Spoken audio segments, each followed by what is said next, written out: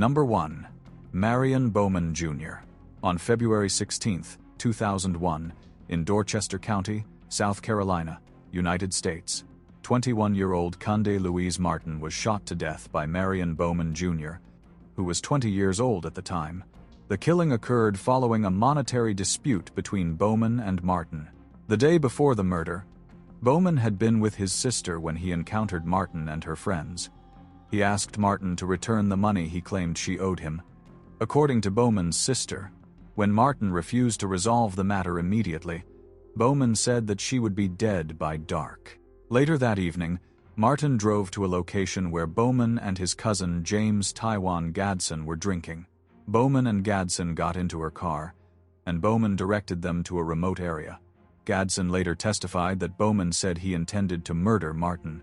As they approached the site, BowMan produced a firearm and fired multiple shots at Martin. Martin reportedly pleaded for her life, stating she had a child to care for, but BowMan discharged his weapon twice more, killing her. He then dragged her body into the surrounding woods. After the murder, BowMan forced Gadsden to keep silent about the crime.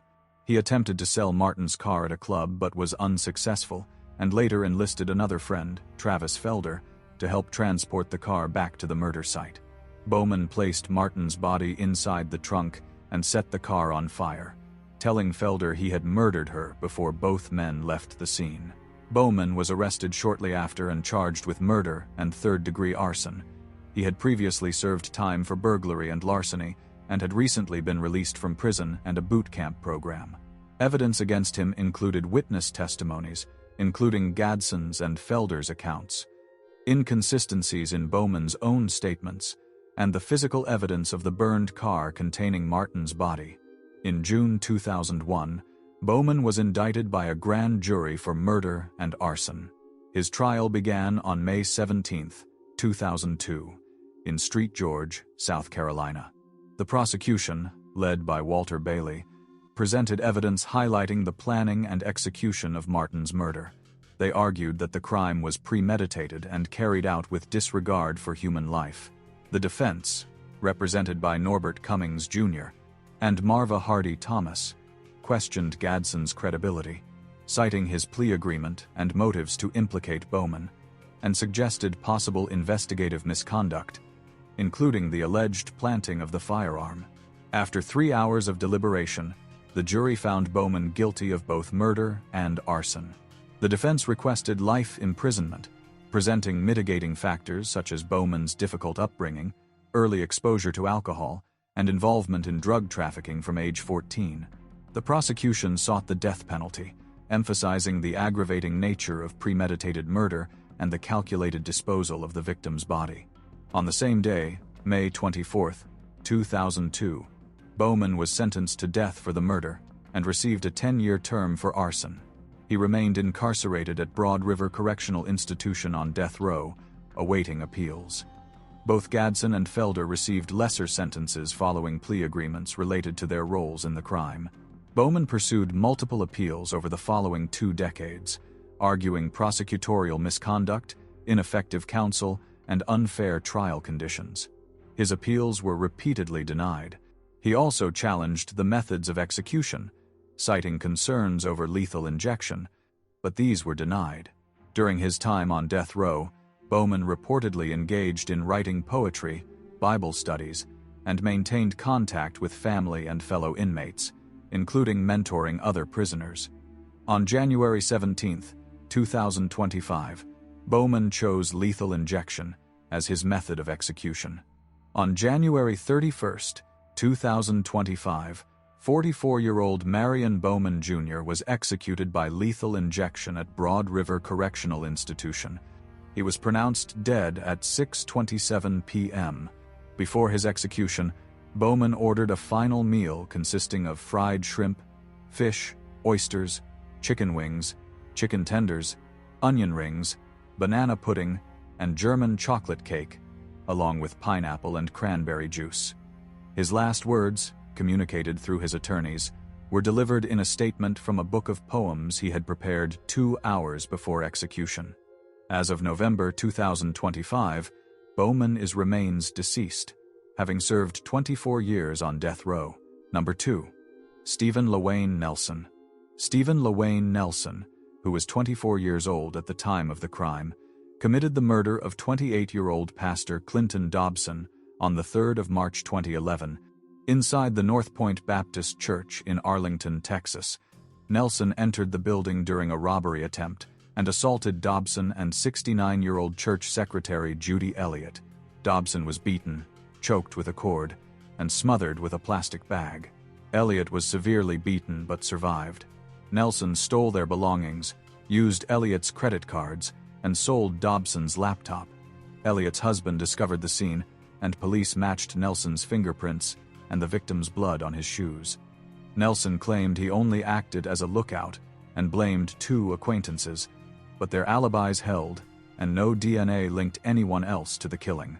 In October 2012, prosecutors described Nelson as a continuing danger, citing his earlier violent record and the jail killing of inmate Jonathan Holden.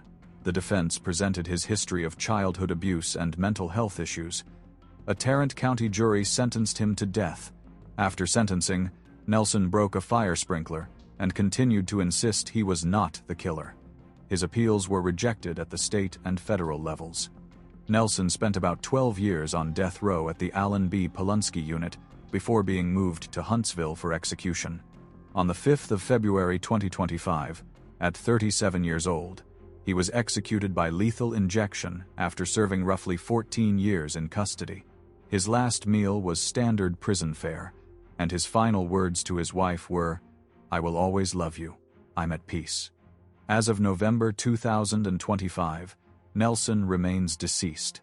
He carried out the attack using a computer extension cord, a plastic bag, and blunt force objects found inside the office. Number 3. Demetrius Terrence Frazier.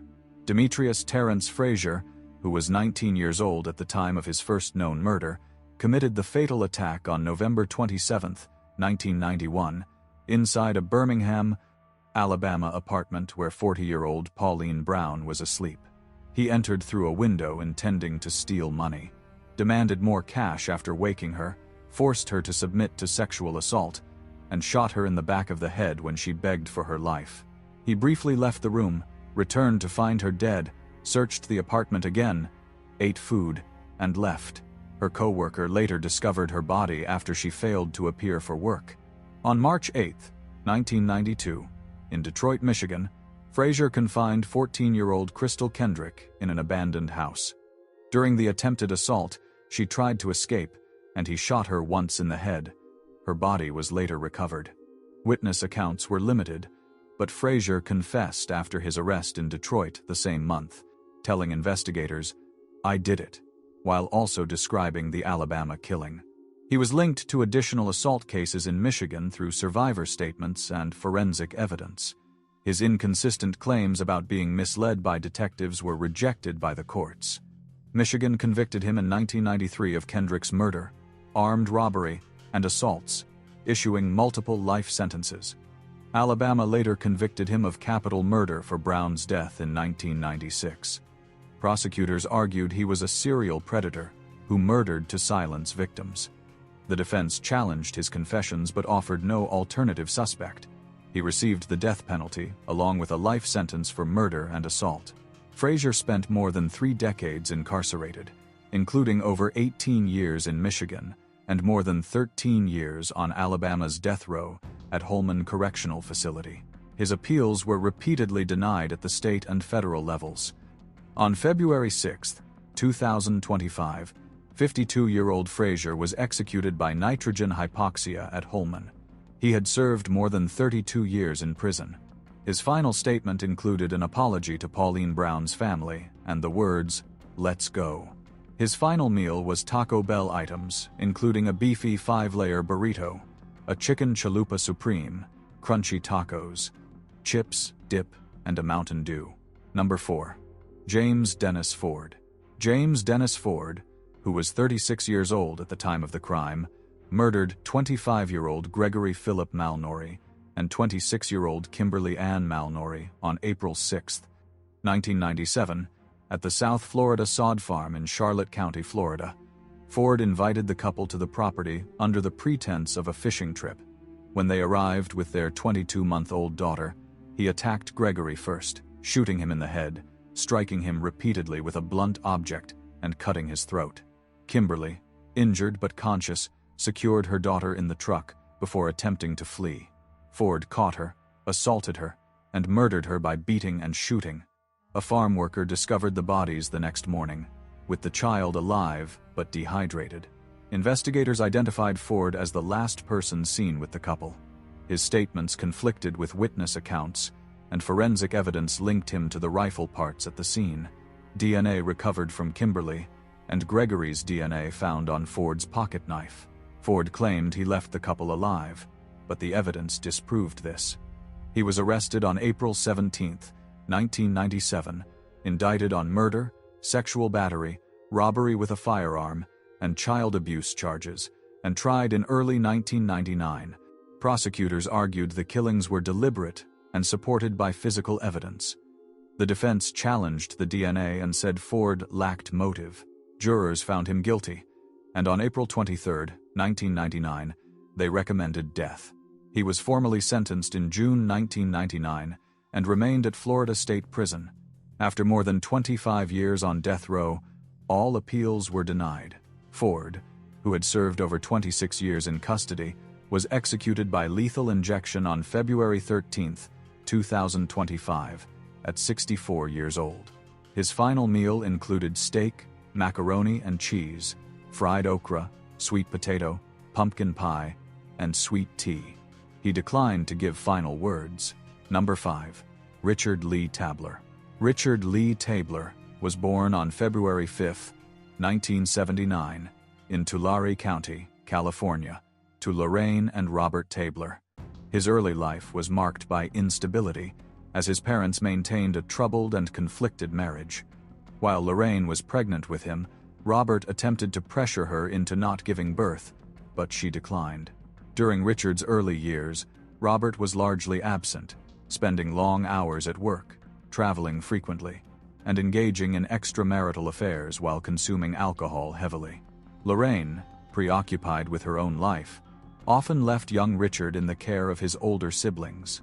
By the age of 10, his mother permanently left the household, and Richard lived predominantly with his father in California, though he briefly resided in Florida and Nevada during adolescence. Tabler's school years were challenging. He struggled academically, repeating the third grade and exhibiting attention deficits. At the age of 12, he was diagnosed with attention deficit hyperactivity disorder. While family members described him as good-natured, he also displayed a quick temper. As an adult, Tabler became engaged to a woman who had a daughter from a previous relationship, but the couple separated prior to his arrest. In early adulthood, Tabler's criminal record included convictions for second-degree burglary, assault on a police officer, and escaping custody in California, resulting in a 3-year prison sentence. He had a history of threatening law enforcement officers and fellow inmates, including an incident in which he escaped from a patrol car while handcuffed and later threatened his parole officer. Between November 26 and 28, 2004, in Killeen, Texas, Tabler committed 4 murders in 2 separate incidents. On November 26, he and his 18-year-old accomplice, Timothy Doane Payne, a soldier stationed at Fort Hood, shot and murdered 28-year-old Mohammed Amine Ramouni, the manager of a local nightclub, and 25-year-old Haitham Frank Zayed, a friend of Ramouni. The murders were premeditated. Tabler had purchased a camcorder, a pickup truck, and a 9mm firearm, and arranged a meeting with Ramouni under the pretense of selling stereo equipment. Upon their arrival at a parking lot, Tabler and Payne executed the victims. Tabler shot Zayed and Ramouni, dragged their bodies from the vehicle, and delivered additional shots to Ramouni, who was still alive. Tabler stole a wallet and a black bag, while Payne recorded part of the incident. Following the murders, Tabler contacted the Bell County Sheriff's Office, claiming responsibility and threatening further killings. 2 days later, on November 28, Tabler murdered 16-year-old Amanda Benefield and 18-year-old Tiffany Lorraine Dotson, both dancers at Ramouni's nightclub. He lured them with a promise of drugs to a nearby lake and shot them multiple times, believing they had implicated him in the previous murders. Following the killings, Tabler again called authorities to taunt them and threatened additional violence if the nightclub remained open. Benefield and Dotson's bodies were later discovered, with Benefield's identification confirmed on December 4, 2004. Tabler was arrested for unrelated felony theft on November 28, 2004, and confessed to the murders the following day. Timothy Payne was also arrested for his involvement in the Ramouni Zayed killings. On November 30, 2004, Tabler and Payne were charged with capital murder for the Thanksgiving Day killings, and on December 10, Tabler faced charges for Benefield and Dotson's murders. He initially confessed but later retracted his statements, denying involvement. Indicted by a Bell County grand jury on February 17, 2005, both pleaded not guilty, with Tabler's trial ultimately commencing on March 19, 2007.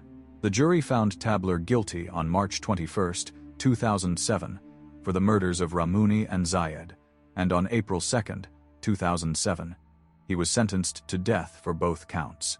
Timothy Payne was separately tried, convicted, and sentenced to life imprisonment. Tabler was incarcerated on death row at Allen B. Polunsky Unit, with a temporary transfer to Jester 4th Unit following a suicide attempt in October 2008. He repeatedly expressed a desire to waive appeals, though some were briefly pursued due to concerns over his mental competence. He was also convicted in October 2009 for threatening a state senator and smuggling a phone into prison, resulting in an additional 10-year sentence. Over the years, Tabler's appeals were dismissed by various courts, including the Fifth Circuit Court of Appeals and the U.S. Supreme Court.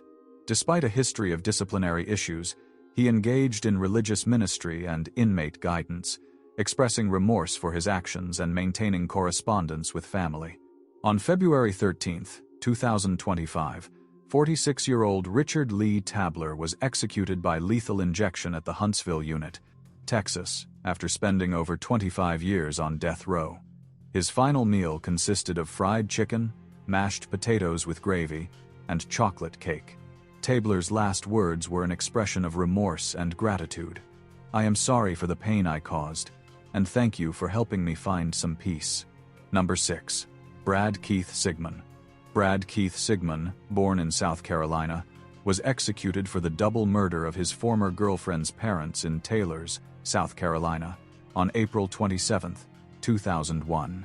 The victims, David Lark, aged 62, and Gladys Lark, aged 59, were bludgeoned to death with a baseball bat by Sigmon, following the end of his 3-year relationship with their daughter, Rebecca Barber. Sigmon, at the time of the murders, was 43 years old. Sigmon was the first child of Ronnie and Virginia Sigmon. His mother was 17 years old when he was born, and he grew up with 4 younger siblings. His father was in the U.S. military, resulting in frequent relocations during his childhood, including periods spent in Taylors, Greer, and later in the Philippines. His parents divorced while he was young due to domestic abuse and alcoholism on the part of his father. Sigmon himself endured physical abuse from his father, often intervening to protect his mother. After the divorce, he moved between the homes of his parents and step-parents and began working at age 16 to help support his family. At 18, Sigmon was charged with armed robbery, marking the beginning of his adult criminal history. In 1977, Sigmon dropped out of high school 9 weeks before graduation to marry. The couple moved to Manning, South Carolina, and had a son. Friends and family described him as a devoted son, father, and brother, though he struggled with substance use and mental health issues in adulthood. On November 17, 1990, he was shot multiple times while breaking into his wife's home, injuring both himself and his 12-year-old son. He later relocated to Greenville County, South Carolina, where he resided at the time of the murders. By 2001, Sigmon had become fixated on his former girlfriend, Rebecca Barbare, after she ended their relationship. On April 26th, he and a friend, Eugene Strube, spent the night drinking and using.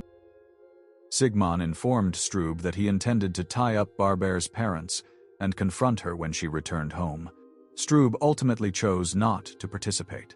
The following day, Sigmund entered the Lark residence at 948 East Darby Road. Armed with a baseball bat, he attacked David in the kitchen and Gladys in the living room, striking each multiple times and causing fatal skull fractures. Afterward, Sigmund stole David's handgun and waited for Barber to return. When she arrived, he forced her into her vehicle at gunpoint. Barber managed to escape after jumping from the car, and Sigmund fired at her while pursuing her but eventually fled. Barber was treated at Greenville Memorial Hospital. Authorities issued charges of murder, kidnapping, and assault with intent to murder. After an 11-day manhunt, Sigmund was captured in Gatlinburg, Tennessee, and extradited to South Carolina. He was indicted by a grand jury on 2 counts of murder and first-degree burglary, among other charges. In July 2002, he admitted guilt at trial. The jury found him guilty and unanimously sentenced him to death for both murders, along with a 30-year prison term for burglary. Following delays caused by a shortage of lethal injection drugs and legal challenges regarding alternative execution methods, Sigmund's death warrant was finalized on February 7, 2025, with an execution date set for March 7, 2025. He chose to be executed by firing squad, citing concerns that lethal injection or electrocution could prolong suffering. On March 7, 2025, at Broad River Correctional Institution, Sigmund was executed at 6:05 p.m. by a 3-member firing squad using rifles loaded with 308 Winchester ammunition, designed to fragment on impact. He was pronounced dead at 6:08 p.m. Witnesses reported a brief, violent movement of his arms and chest following the shots. His last meal included fried chicken, green beans, mashed potatoes with gravy, biscuits, cheesecake, and sweet tea. His final words were a call for the end of the death penalty, asserting that only God has the authority to take life. He was on death row for over 24 years. Number 7. Jessie Dean Hoffman, Jr. Jessie Dean Hoffman, Jr. carried out the abduction, assault, and murder of Mary Margaret Murphy Elliott on November 26, 1996, in downtown New Orleans, Louisiana. Hoffman, who was 2 months past his 18th birthday at the time, was employed as a valet at the Sheraton parking garage where Elliott parked her car. On the afternoon of the crime, Hoffman confronted Elliott at gunpoint, forcing her into her own vehicle. He made her drive to a nearby ATM, where she withdrew $200 at his direction. Hoffman then compelled her to drive to a remote area in Street Tammany Parish. Once there, he assaulted Elliott at gunpoint, ordered her to kneel on a makeshift dock near the Middle Pearl River, and fatally shot her in the head in an execution-style killing. Elliott's body was discovered 2 days later, on Thanksgiving Day, November 28th, by a duck hunter who reported the finding to authorities. Her husband later identified her, and investigators traced the crime through ATM receipts and security footage, which led to Hoffman's arrest. Hoffman initially denied involvement but later admitted to committing the crime. Hoffman was born in Louisiana on September 1, 1978, into a family of 5 children. His early life was marked by abuse. His mother subjected him and his siblings to beatings with belts and punishments involving placing their hands on hot stoves. Despite these circumstances, Hoffman excelled academically and athletically, playing quarterback for his high school football team and achieving straight A's through the 11th grade. Following a relationship with his girlfriend, his grades declined slightly, but he graduated from Kennedy High School in 1996. Hoffman worked multiple jobs during high school and, by November 1996, had begun employment as a valet in New Orleans. Following his arrest, Hoffman was charged with first-degree murder. On January 8, 1997, a Street Tammany Parish grand jury indicted him. Hoffman stood trial before a 12-member jury in 1998. During trial, prosecutors detailed that Hoffman used money taken from Elliott to shop with his girlfriend. Hoffman initially claimed the interaction had been consensual and that an unknown man had been involved. later altering his statement to suggest the firearm had discharged accidentally during a struggle. On June 25, 1998, the jury found Hoffman guilty of first-degree murder. 2 days later, they recommended the death penalty. On September 11, 1998, Hoffman was formally sentenced to death and transferred to death row at the Louisiana State Penitentiary on November 11, 1998. Over the following years, Hoffman pursued multiple appeals. They also raised concerns about childhood abuse, post-traumatic stress disorder, and claustrophobia, which Hoffman feared would make the execution particularly distressing. All appeals were ultimately denied, including petitions to the U.S. Supreme Court and the Louisiana courts. On March 18, 2025, Jessie Dean Hoffman Jr., age 46, was executed by nitrogen hypoxia at the Louisiana State Penitentiary. He declined a final statement and chose not to have a special last meal. Hoffman was escorted into the execution chamber at 6:12 in the evening. The nitrogen gas was administered for approximately 19 minutes, and he was pronounced dead at 6:50 p.m. Some convulsive movements were observed during the procedure, but the execution proceeded largely without incident. Hoffman became the first person executed in Louisiana using nitrogen hypoxia and the first execution in the state after its 15-year pause. He had spent 28 years on death row from the time of his incarceration in 1998 until his execution. Number 8. Aaron Brian Gunches. Aaron Brian Gunches carried out the killing of Ted Price on November 14, 2002, in a desert area off the Beeline Highway near Mesa, Arizona. The incident began earlier that day at the home of his girlfriend, Catherine LaChair, where an altercation had occurred between her and her former husband, Ted Price. When Gunches arrived, he found Price on the floor, dazed after being struck with a telephone. LaChair and her roommates assisted in placing Price into Gunches's car under the stated plan that he would be driven to a bus station. Gunches soon realized he did not have money for a ticket, and instead drove Price out to a remote desert location with an acquaintance. Once Price stepped out of the vehicle, Gunches shot him 4 times, killing him. The motive, according to members of Price's family, stemmed from LaChair's concern that Price intended to report her alleged neglect of their children to Child Protective Services. Gunches had come to Arizona years earlier after growing up in Carlsbad, California, where he completed high school and worked in construction. His early adulthood included periods of drug use, illegal possession of firearms, and associated criminal charges. By the late 1990s, he had served prison terms for weapons and narcotics offenses and was released in 2001. He was in his early 30s at the time of the shooting of Ted Price. 2 months after the killing, on January 15, 2003, Arizona Department of Public Safety Officer Robert Flannery conducted a routine traffic stop involving Gunches. During the stop, Gunches fired at Flannery, shooting him twice before fleeing the scene. Flannery survived the gunfire. A manhunt involving dozens of officers began immediately, and the next day Gunches was found hiding in a haystack in Wendell. He was arrested without further violence and charged with attempted second-degree murder for the shooting of Officer Flannery. In 2004, Gunches pleaded guilty to the murder of Ted Price. 4 years later, in 2008, he was sentenced to death in Maricopa County. The court accepted the aggravating factors related to the nature of the killing and found no mitigating evidence sufficient to spare him a capital sentence. After his sentencing, he was transferred to Arizona's death row at Florence State Prison. Gunches did not display disruptive behavior in court. Instead, he responded calmly to the judge and submitted to sentencing without emotional outbursts. Over the following years, he repeatedly insisted that he accepted responsibility for the killing and did not oppose his execution. Despite concerns, the Arizona Supreme Court issued a warrant for April 6, 2023, stating procedural requirements had been met. Governor Hobbs argued that the warrant authorized, but did not mandate, the execution. The sister of Ted Price filed a petition asking the court to compel the state to carry it out, and the Maricopa County attorney supported her position.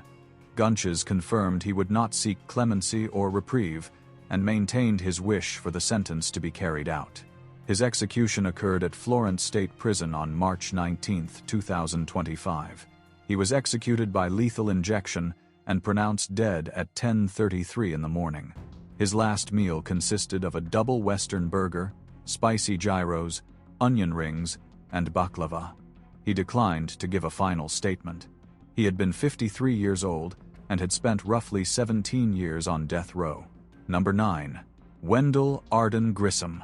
On November 3, 2005, in a residence located in Watonga, Oklahoma, Wendell Arden Grissom carried out the series of events that resulted in the death of 23-year-old Amber Dawn Matthews and the attempted killing of her friend, Drew Koff. At the time of the crime, Grissom was 37 years old and living in Blaine County, where he spent long periods unemployed and moving between temporary living arrangements. He grew up in Fort Cobb, Oklahoma, in a low-income household marked by limited educational opportunities, early exposure to alcohol, and behavioral issues noted throughout his childhood.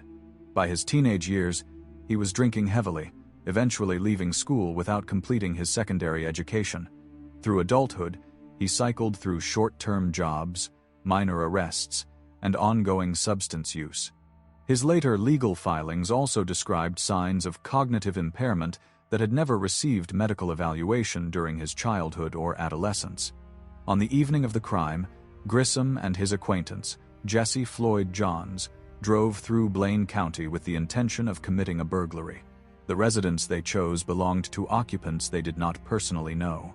Inside the home were Amber Matthews, her friend Drew Koff, and Koff's 2 young children. According to investigators, Grissom and Johns entered through an unlocked back door after observing lights inside the house. Once inside, they encountered Koff near the living area. She attempted to flee with her children, but Grissom fired multiple gunshots, striking her in the chest, back, and arm. Despite her injuries, she was able to escape the house and run to a neighbor's home, where she called emergency services. Her actions were later described by authorities as a critical factor in preventing further injuries to her children. After Kopp fled, Grissom moved through the residence and found Amber Matthews hiding in a bedroom. He shot her at close range, killing her instantly. There was no evidence she resisted or threatened either intruder. Prosecutors later argued that the shooting was an intentional attempt to silence a witness. Following the shooting, Grissom and Johns took Koff's vehicle and fled the scene. The car was located abandoned hours later. Within days, investigators identified and arrested both men based on forensic findings, including fingerprints and ballistic matches, as well as statements provided by the surviving victim. Grissom gave a confession during police interviews, saying he had been drunk and high, though he offered no explanation for the violence. In late 2005, Grissom was charged with first-degree murder, shooting with intent to kill, burglary, grand larceny, and unlawful possession of a firearm by a convicted felon. Johns entered a plea that resulted in life imprisonment without parole. Grissom proceeded to trial in 2008. During the proceedings, the prosecution emphasized that the murder of Amber Matthews was deliberate and unprovoked. They argued that Matthews had posed no threat and that the close-range shooting demonstrated intent. The defense acknowledged Grissom's involvement but argued for a life sentence, citing long-term alcohol use and possible neurological issues. They stated that he had shown remorse and lacked a history of violent felonies. After reviewing the evidence, the jury found him guilty on all counts and recommended a sentence of death. During sentencing, he displayed subdued behavior, speaking softly and not contesting the court's findings. He was transferred to the Oklahoma State Penitentiary in McAlester, where he began serving his death sentence. On March 20, 2025, at the Oklahoma State Penitentiary, Grissom was escorted to the execution chamber. He was 56 years old and had spent 17 years on death row since his sentencing in 2008. Witnesses included surviving victim Drew Koff, members of Amber Matthews' family, and state officials. Grissom delivered a final statement in which he apologized to the families and acknowledged the lasting harm caused, stating that he had been intoxicated and out of control during the crime. His final meal consisted of items permitted under Oklahoma's standard menu restrictions.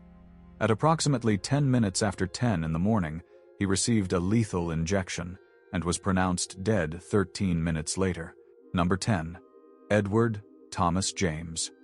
On September 20th, 1993, in Castleberry, Florida, the murders committed by Edward Thomas James took place inside the home of Elizabeth Ann Betty Dick, where her grandchildren were staying. James, who was 32 years old at the time, lived in a rented room inside the same residence. The incident that unfolded led to the deaths of 8-year-old Toni Marie Nooner and her grandmother, 63-year-old Betty Dick, and later resulted in James's execution 3 decades after the crime. Edward Thomas James grew up in a fractured environment defined by instability. He spent his early childhood believing his surname was Matlack, until, at around 10 years old, he learned that the man raising him was not his biological father.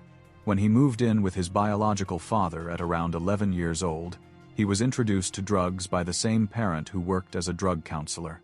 His adolescence continued under widespread substance abuse, violent behavior, and repeated blackouts he later described as drug-induced. During his mid-teen years, he returned to his mother in Florida, where his behavior worsened. Attempts to seek counseling for him were unsuccessful. James dropped out of high school during his junior year and enlisted in the U.S. Army at 17. His service in Germany ended abruptly when he was discharged for failure to conform. He later went back to Castleberry, where he became close friends with Tim Dick, and eventually lived in the home of Tim's mother, Betty. On the night of the murders, James returned to the house after attending a party. Inside the living room, 4 children were asleep. James approached 8-year-old Toni Marie Nooner, grabbed her by the neck, and strangled her into unconsciousness. Believing she was dead, he carried her to his room and assaulted her before placing her body between the bed and the wall. She later died from the strangulation. He then walked into the bedroom of Betty Dick. Startled to find her awake, he struck her in the head with a candlestick and attacked her repeatedly. Betty screamed, waking 9-year-old Wendy, who entered the room. James tied the child and confined her to the bathroom. He went to the kitchen, retrieved a butcher knife, and returned to stab Betty Dick in the back. He then showered, collected jewelry from her bedroom, and fled the scene in her vehicle. 2 taped statements James later gave to authorities described the sequence in calm detail, without dispute regarding his involvement. After leaving Castleberry, he traveled west across several states. On September 28th, America's Most Wanted aired the case, generating hundreds of viewer calls. The broadcast was updated on October 5th, and on October 6th, a viewer recognized James at a state unemployment office in Bakersfield, California. Police were notified, and he was arrested without resistance. During the pretrial process, James pleaded guilty on April 5, 1995, to 2 counts of first-degree murder and additional charges including aggravated child abuse, attempted sexual battery, kidnapping, grand theft, and grand theft auto. On August 18, 1995, he received a death sentence for the murders of Toni Nooner and Betty Dick, along with prison terms ranging from 15 years to life for the remaining charges. He was immediately transferred to Florida State Prison in Ryford, where he remained on death row for nearly 3 decades. At 63 years old, he was brought into the execution chamber at Florida State Prison and administered a 3-drug lethal injection. He was pronounced dead at 8:15 p.m. His last meal request included items typical of Florida's standard death row menu, and his final statement was brief, expressing remorse and acknowledging the suffering caused to the families involved. Number 11. Michael Anthony Tanzi. On April 25, 2000, in Cujo Key, Florida, the murder of 49-year-old Janet Acosta occurred after she was abducted in Miami during her lunch break by Michael Anthony Tanzi, who was 23 years old at the time. The crime began on Watson Island in Miami, where Acosta sat inside her van reading during her break from her job at the Miami Herald. Tanzi approached her, first asking for the time and a cigarette, and when she lowered her guard, he punched her repeatedly and forced himself inside the van. He carried a razor blade, which he used to threaten her as he took control of the vehicle. Tanzi drove her toward Homestead, stopping at a gas station where he gagged and bound her using a towel and rope he found inside the van. He took $53 from her, stole her bank card, and battered her, stopping only because her teeth had loosened from the earlier blows. He then drove south into the Florida Keys, reaching Tavernier that afternoon, where he used her bank card at an ATM. He purchased additional items from a hardware store, including duct tape and more razor blades, and continued driving until he reached a secluded area in Cudjoe Key. There, he told Acosta he was going to murder her. He choked her with a rope, paused midway to apply duct tape over her mouth, nose, and eyes, and then continued choking her until she died. He buried her body in a wooded area and left. After the murder, Tanzi used her van to drive to Key West, withdrew additional money from her account, bought marijuana, and visited acquaintances. When Acosta did not return to work, colleagues reported her missing, leading police to search for both her and the van. 2 days later, officers located the van in Key West and found Tanzi attempting to enter it. He carried ATM receipts linked to Acosta's account and immediately told officers he knew what this was about. He waived his rights, gave a detailed confession, and personally guided investigators to the burial site and the disposal locations of the rope and duct tape. After his arrest for Acosta's murder, he confessed to killing 37-year-old Caroline D. Holder in Brockton, Massachusetts, the previous year, though he was never charged due to the death sentence he later received. Following the April 2000 arrest, Tanzi was indicted for first-degree murder, kidnapping, carjacking with a deadly weapon, armed robbery, and sexual battery with a deadly weapon. He first entered a plea of not guilty but later changed his plea, admitting to the murder, carjacking, kidnapping, and armed robbery. Tanzi pursued appeals for more than 20 years. His attorneys raised arguments involving ineffective assistance of counsel, mental health issues, and constitutional challenges, though each court rejected these claims. On the evening of April 8, 2025, 48-year-old Michael Anthony Tanzi was executed by lethal injection at Florida State Prison and pronounced dead at 6:12 p.m. His last meal consisted of a pork chop, bacon, a baked potato, corn, soda, ice cream, and a candy bar. In his final statement, he said, "I want to apologize to the family of Janet Acosta and Caroline Holder for taking their lives." And then read a Bible passage. Number 12. Michal Dean Mahdi. On July 17, 2004, in Calhoun County, South Carolina, Michal Dean Mahdi murdered off-duty public safety captain James Edward Myers at Myers's rural property. Mahdi was 21 years old at the time of the crime. The killing occurred during the final stage of a 3-day multi-state crime sequence that began in Virginia and extended through North Carolina into South Carolina. Mahdi had been raised in Virginia in a fractured household marked by instability, parental neglect, and early behavioral problems. As a young boy, he struggled academically, abandoned formal schooling by the 3rd grade, and spent his adolescent years moving between relatives. By his early teenage years, he had accumulated charges for breaking and entering, grand larceny, and physical confrontations with police officers. In his early 20s, shortly before the events of 2004, he was released from prison in Virginia after serving a sentence for attacking a police officer. He was on probation when the crime spree began, and within weeks he left Richmond and re-entered a pattern of violent behavior. Before arriving in the Carolinas, Mahdi allegedly murdered a man named Greg Jones in Virginia after a drug dispute escalated. Although he later admitted involvement in the stabbing, he was never prosecuted for that killing due to the stronger capital cases that emerged in North and South Carolina. On July 15, 2004, while in Winston-Salem, North Carolina, Mahdi entered a convenience store where 29-year-old clerk Christopher Jason Boggs was working.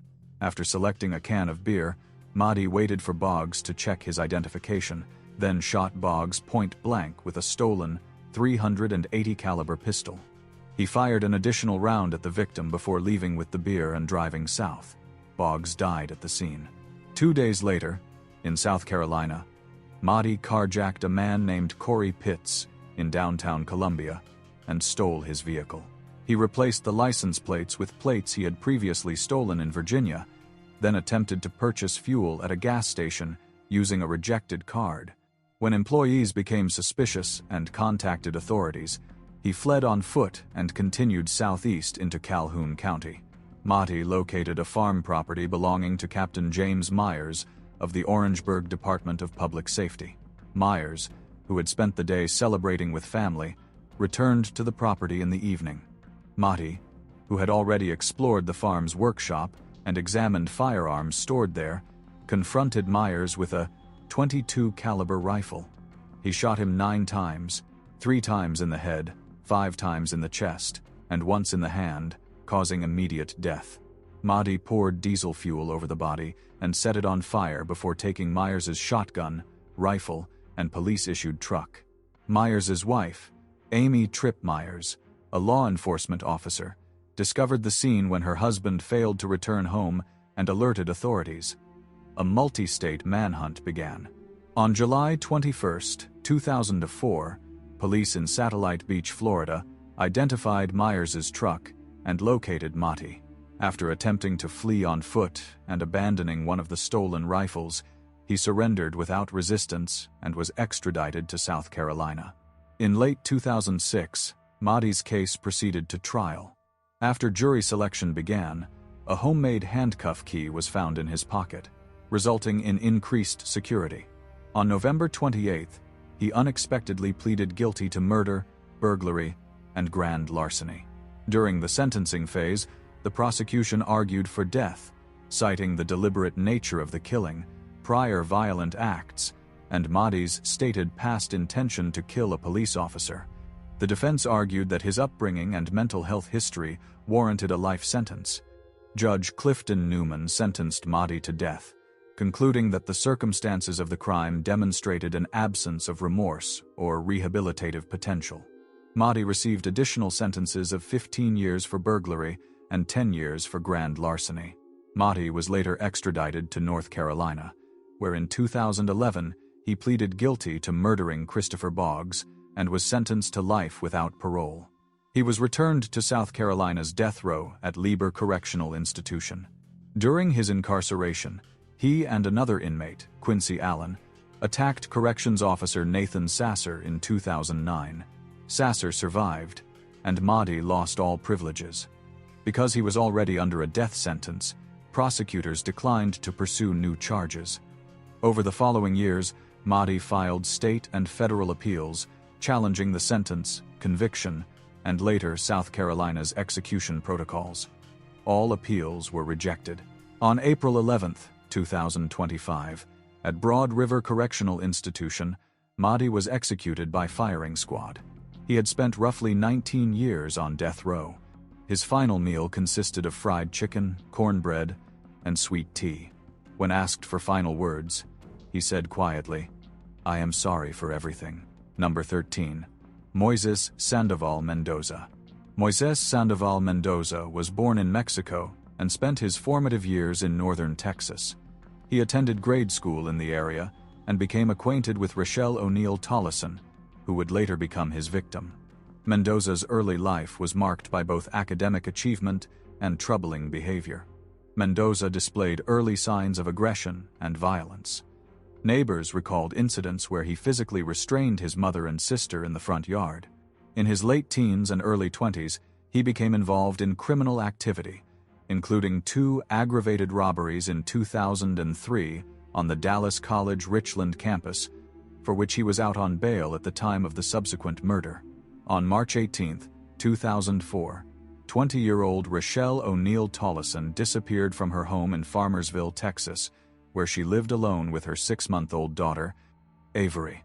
That morning, her mother discovered the child unattended and noted that the back door had been left wide open. The bedroom showed signs of disturbance. The mattress and box spring were misaligned, the headboard was damaged, and furniture and papers were scattered across the room. Investigators determined that Mendoza, an acquaintance from high school, had entered Tollison's home through the unlocked back door during the night. While Mendoza later claimed that he and Tolleson briefly left the home to get cigarettes, authorities concluded that he had abducted her. During the drive, Mendoza became violent, choking Tolleson until she lost consciousness.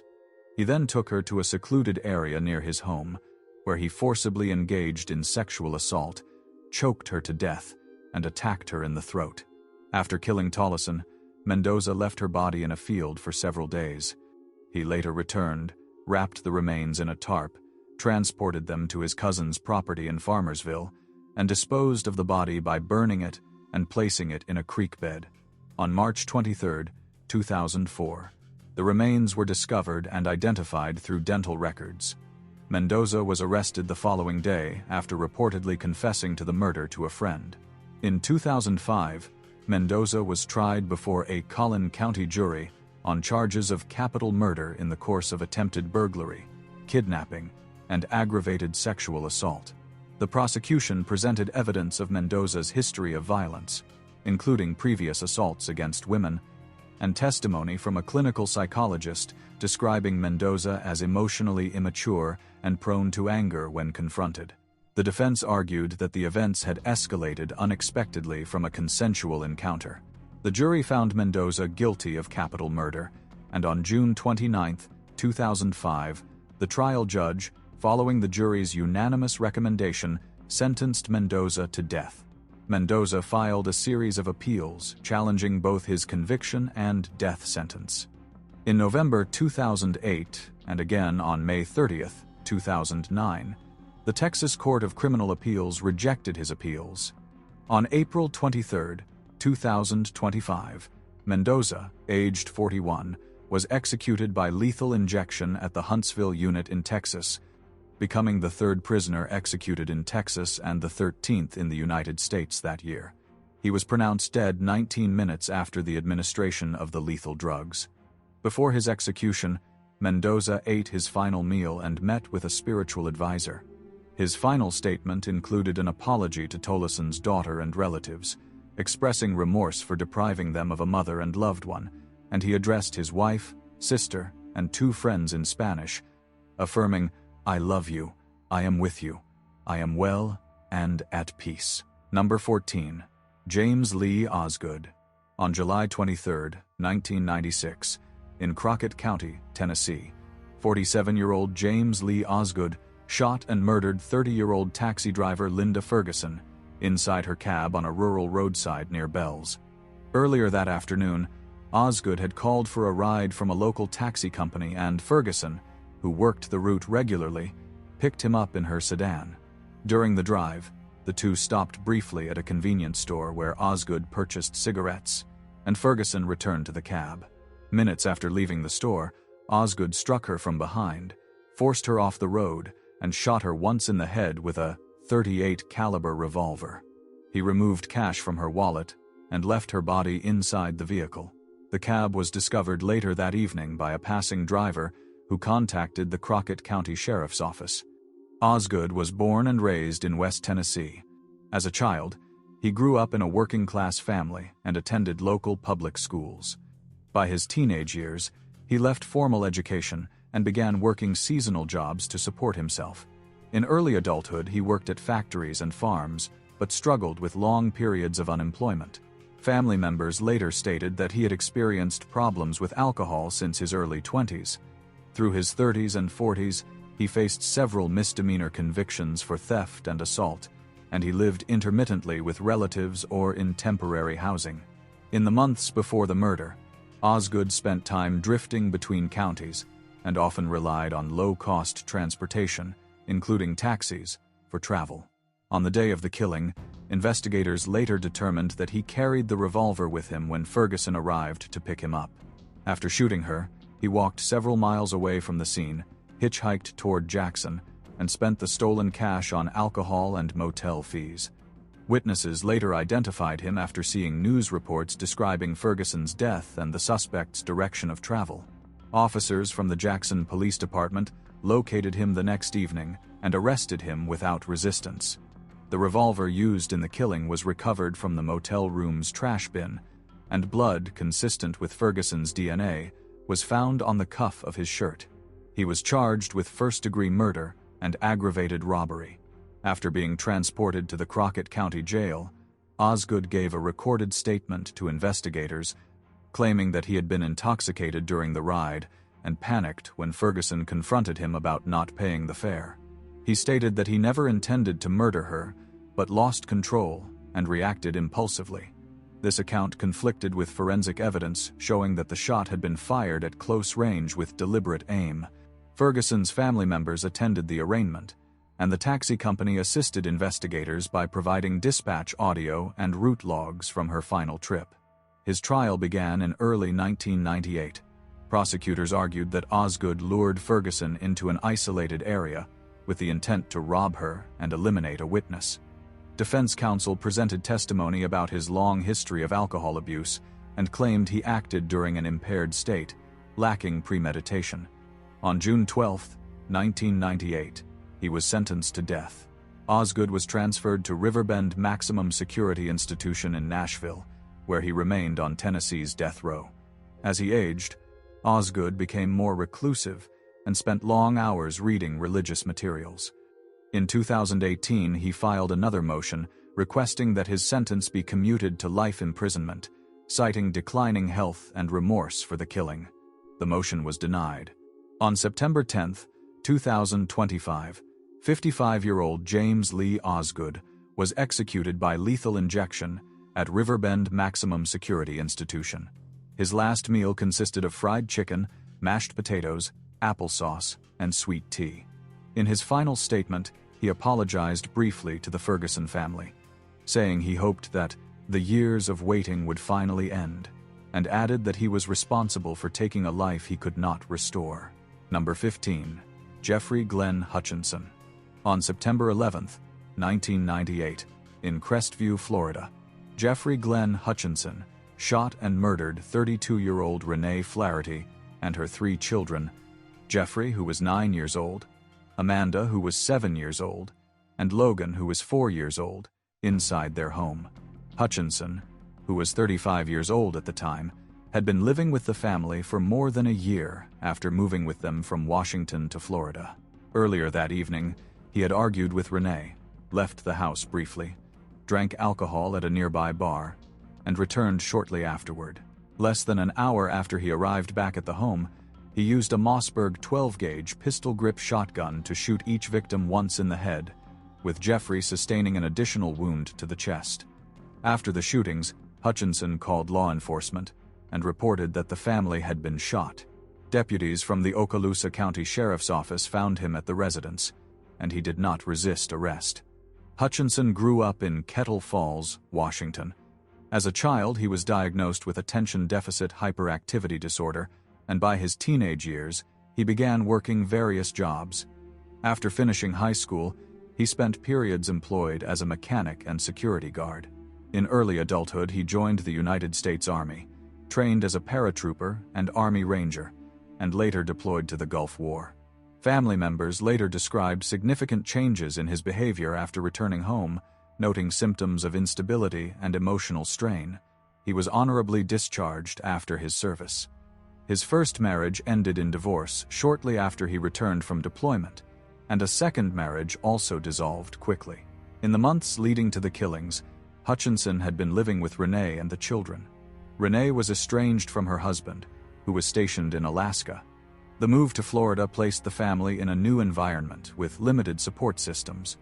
On the night of the murders, the argument between Hutchinson and Renee prompted him to pack clothes and weapons into his truck before going to a bar. A bartender later confirmed that he appeared angry and intoxicated.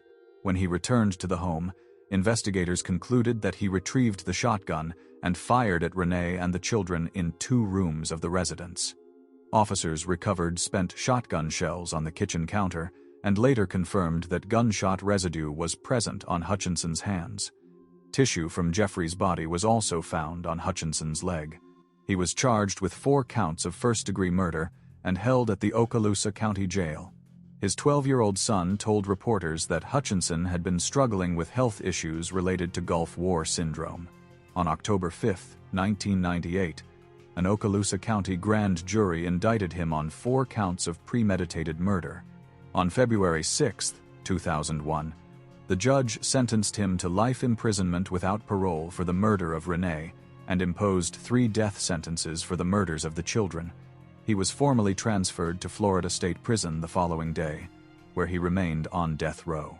He spent more than 24 years on death row at Florida State Prison. On May 1, 2025, 62-year-old Jeffrey Glenn Hutchinson was executed by lethal injection at Florida State Prison. His time of death was 8:15 p.m. His final meal consisted of salmon, mahi-mahi, asparagus, a baked potato, and iced tea. He declined to make a final statement. Number 16. Glenn Edward Rogers. Glenn Edward Rogers was 33 years old when the crime spree that defined his case began, leading to convictions in multiple states and ultimately to his execution. He had been born and raised in Hamilton, Ohio, as one of 7 children to Edna and Claude Rogers. His father worked as a hydro pulp operator at a local paper company. He struggled academically and was expelled from junior high school before he reached 16 years old. As a teenager, he began a relationship with 14-year-old Deborah Ann Nix, who later became pregnant. The two married young, had 2 children, and divorced after Nix alleged physical abuse. During his 20s and early 30s, Rogers drifted between states, working casual labor jobs and involving himself in thefts, assaults, and unstable relationships. He developed a pattern of targeting women he met in bars or temporary living arrangements. Authorities first suspected him of involvement in the disappearance of 71-year-old Mark Peters, a retired electrician who had allowed Rogers to live in his Hamilton home. Peters vanished in October 1993, along with his car and valuables. In January 1994, Rogers's brother, Clay, guided police to a family-owned cabin in Beattyville, Kentucky, where Peters's bound remains were discovered hidden under furniture. Rogers had already left Ohio and surfaced in California. On September 28, 1995, 33-year-old Sandra Gallagher met Rogers at McRed's bar in Van Nuys. She was seen talking with him shortly before she left. The next day, her burned body was discovered inside her truck near his apartment. Investigators determined she had been strangled before the vehicle was set ablaze. After this killing, Rogers fled across several states. In Jackson, Mississippi, he briefly lived with 34-year-old Linda Price, who was last seen by her sister the night before Halloween 1995. Price was later found dead in the bathtub of her apartment. Rogers had already left the state. On November 5, 1995, 31-year-old Tina Marie Cribbs met Rogers at the Showtown bar in Gibsonton, Florida. Witnesses saw him buying her drinks and leaving with her. 2 days later, she was found stabbed multiple times in a motel bathtub. Her wallet, containing fingerprints matching Rogers, was located at a rest stop. Rogers was seen driving her white Ford Festiva and paying for extra nights at the motel where she died. On November 9, 1995, in Bossier City, Louisiana, the slashed body of Andy Giles Sutton, an acquaintance of Rogers, was found on a damaged waterbed. Rogers attempted to flee north and was spotted on November 13, 1995, in Waco, Kentucky, driving Cribbs's stolen car. Kentucky State Police Detective Bob Stevens initiated a pursuit. Irvine Police Officer Charles Cox and Trooper Ed Robinson joined the chase, with Robinson firing a shotgun blast that struck the rear tires without stopping the vehicle. Sergeant Joey Barnes rammed his patrol car into the stolen vehicle, forcing it into a ditch. Officers surrounded Rogers and arrested him at gunpoint. A local news crew recorded the pursuit and arrest. During initial questioning, Rogers claimed to have murdered nearly 70 people but later retracted the statement. Rogers was charged in Florida with the murder of Tina Cribbs. At trial in July 1997, prosecutors presented forensic evidence linking him to the motel room, the vehicle, and the victim's belongings. He was convicted of first-degree murder and sentenced to death. He was later extradited to California, where he was tried in June 1999 for the murder of Sandra Gallagher. He was again convicted of first-degree murder and received a second death sentence in July 1999. During sentencing, the courts reviewed his criminal history, unstable upbringing, and past violent behavior. Rogers showed little visible emotion and offered no remorse. Following sentencing, he was transferred to Union Correctional Institution in Ryford, Florida, to serve his time primarily on Florida's death row. On May 15, 2025, at Florida State Prison, 62-year-old Rogers received a lethal injection. His official time of death was 6:16 p.m. For his final meal, he requested pizza, chocolate cake, and soda. In his final statement, he addressed victims' families and added a short message to the sitting United States President. Witnesses described his demeanor as calm. Number 17.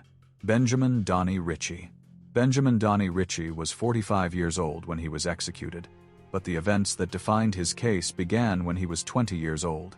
Ritchie grew up in Indiana after spending his earliest years in a turbulent household.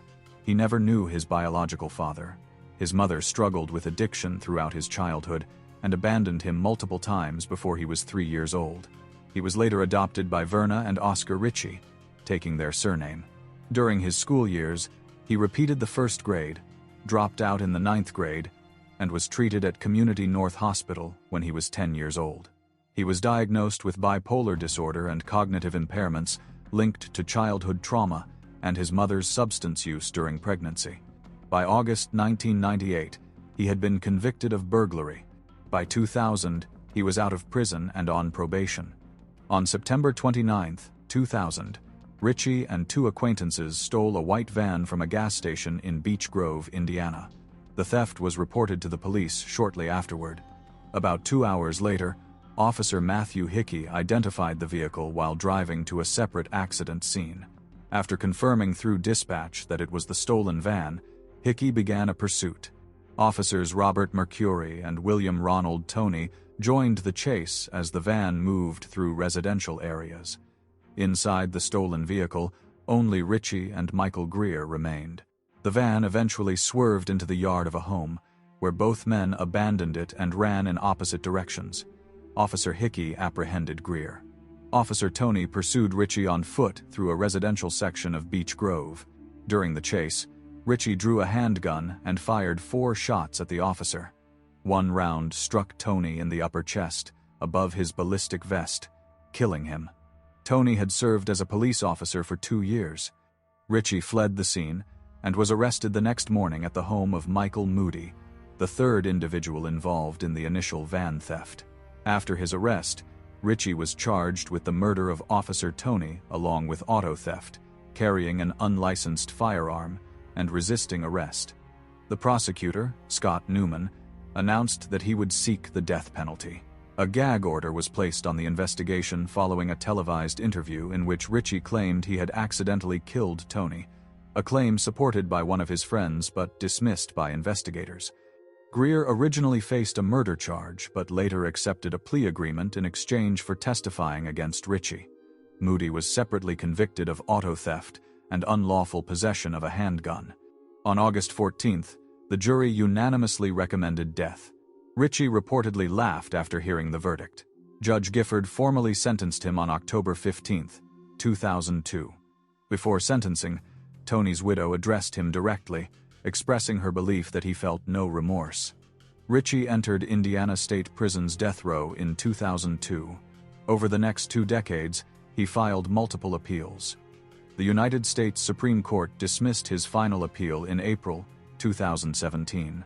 While on death row, Ritchie was featured in a 2-series documentary filmed inside the Indiana State Prison by Sir Trevor McDonald. During his incarceration, he also engaged in a long-term relationship with a Swedish woman who had initially contacted him after seeing his documentary.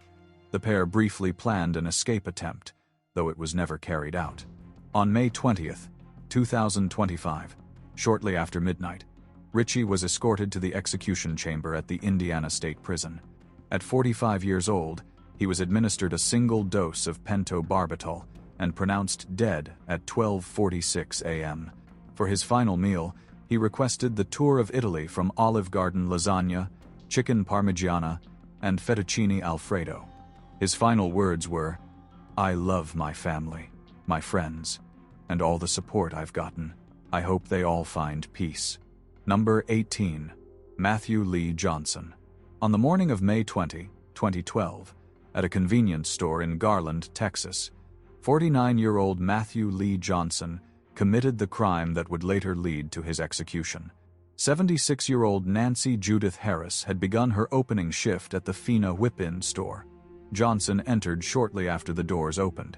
Surveillance footage later showed him holding a lighter and a bottle that investigators determined was filled with lighter fluid. He moved slowly behind the sales counter where Harris stood. As she tried to operate the cash register, he poured lighter fluid over her head and demanded money. When she opened the register, he removed the bills and coins, took her ring, 2 cigarette lighters, and 2 packs of cigarettes. He then ignited the fluid, setting her on fire before calmly walking out of the store, picking up candy on his way to the exit. Harris fled from behind the counter engulfed in flames and leaned over a sink trying to extinguish the fire. When she removed her burning shirt, the remaining flames reignited her as she leaned forward. She escaped outside the store, shouting for help. A witness used a fire extinguisher to put out the flames, still clinging to her. Police and medical responders arrived shortly afterward, and Harris was transported to Parkland Memorial Hospital with severe burns. Before losing consciousness, she described her attacker as a heavy-set black man with short, dark hair and a round face.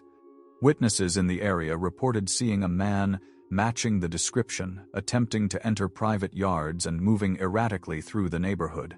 About an hour after the attack, police located Johnson and, after a brief foot chase, detained him.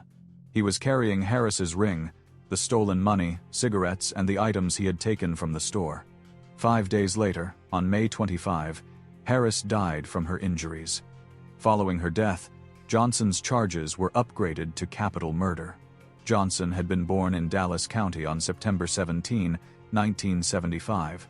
His upbringing had been unstable, with relatives playing primary roles in raising him. He began using hard substance when he was around 7 years old, and his criminal behavior escalated in adolescence. At around 15 years old, he was arrested for car theft. In 1994, he was arrested for resisting law enforcement and biting police officers. In 2004, he received a 5-year prison sentence for robbery and was released in 2009. In 2011, he was arrested again for theft from a former employer. Despite the instability of his life, Johnson later married and had 3 daughters. On October 28, 2013, he stood trial in Dallas County for the capital murder of Nancy Harris. Prosecutors presented the surveillance footage, the recovered stolen items, and testimony from witnesses and investigators. They emphasized Johnson's calm demeanor as he exited the store while Harris burned behind him. They argued that ignition of the lighter fluid demonstrated intent to murder. The jury found Johnson guilty of capital murder on October 30, 2013. During the final portion of the punishment proceedings, the prosecution highlighted his lengthy criminal record and argued that he presented a danger to the public. Harris's children and grandchildren delivered victim impact statements describing their profound loss. One son stated he would be present at Johnson's eventual execution, while another said he would never forgive him. The granddaughters referred to their weekly Nini days, which they spent with Harris, and said they believed Johnson was not sincere in his remorse. On November 8, 2013, Johnson was sentenced to death. On the evening of May 20, 2025, Johnson was taken into the execution chamber at the Huntsville unit. He was 49 years old and had spent nearly 12 years on death row. When asked for final words, he looked toward the family of Nancy Harris and said, "As I look at each one of you, I can see her on that day. I please ask for your forgiveness. I never meant to hurt her." The lethal injection was administered and he was pronounced dead at 6:53 in the evening.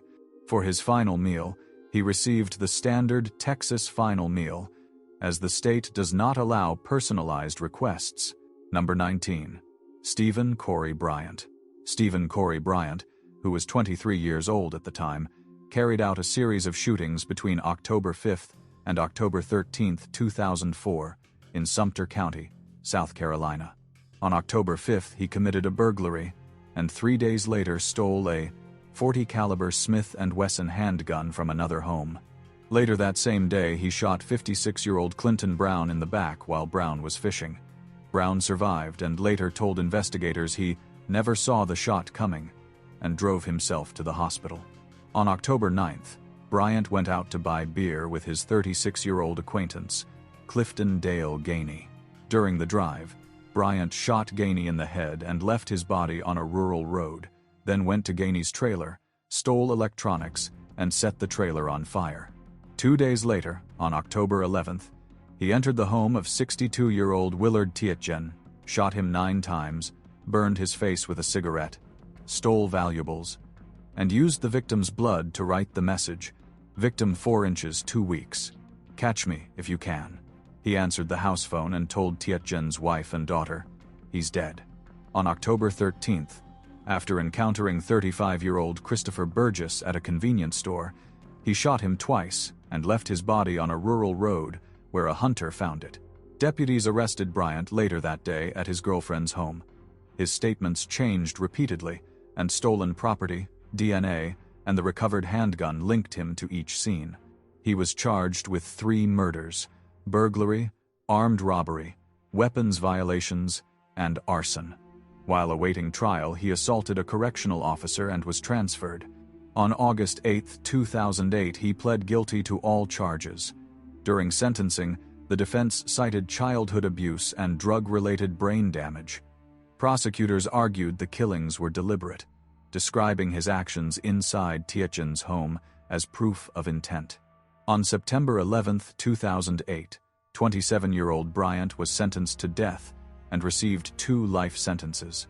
He was held on death row at Broad River Correctional Institution for 17 years.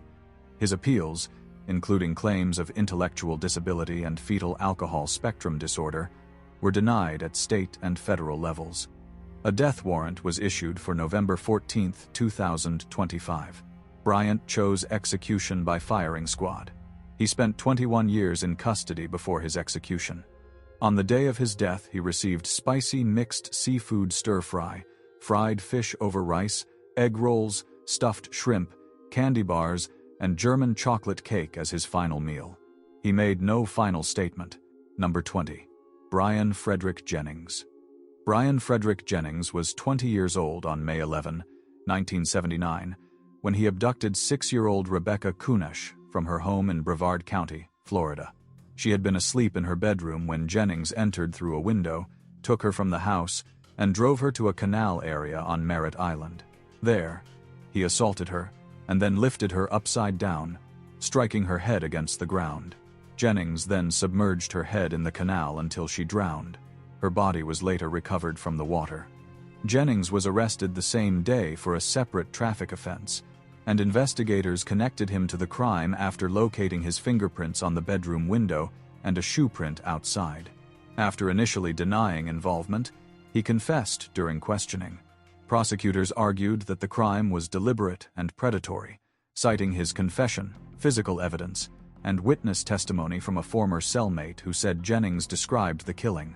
The defense challenged procedural issues and raised mental health claims, but psychiatrists testified he understood right from wrong. Across 3 trials between 1980 and 1986, Jennings was repeatedly convicted of first-degree murder, kidnapping, sexual battery, and burglary. Multiple appeals followed over 4 decades, with courts finding no reversible error. Jennings spent more than 46 years on death row at Florida State Prison.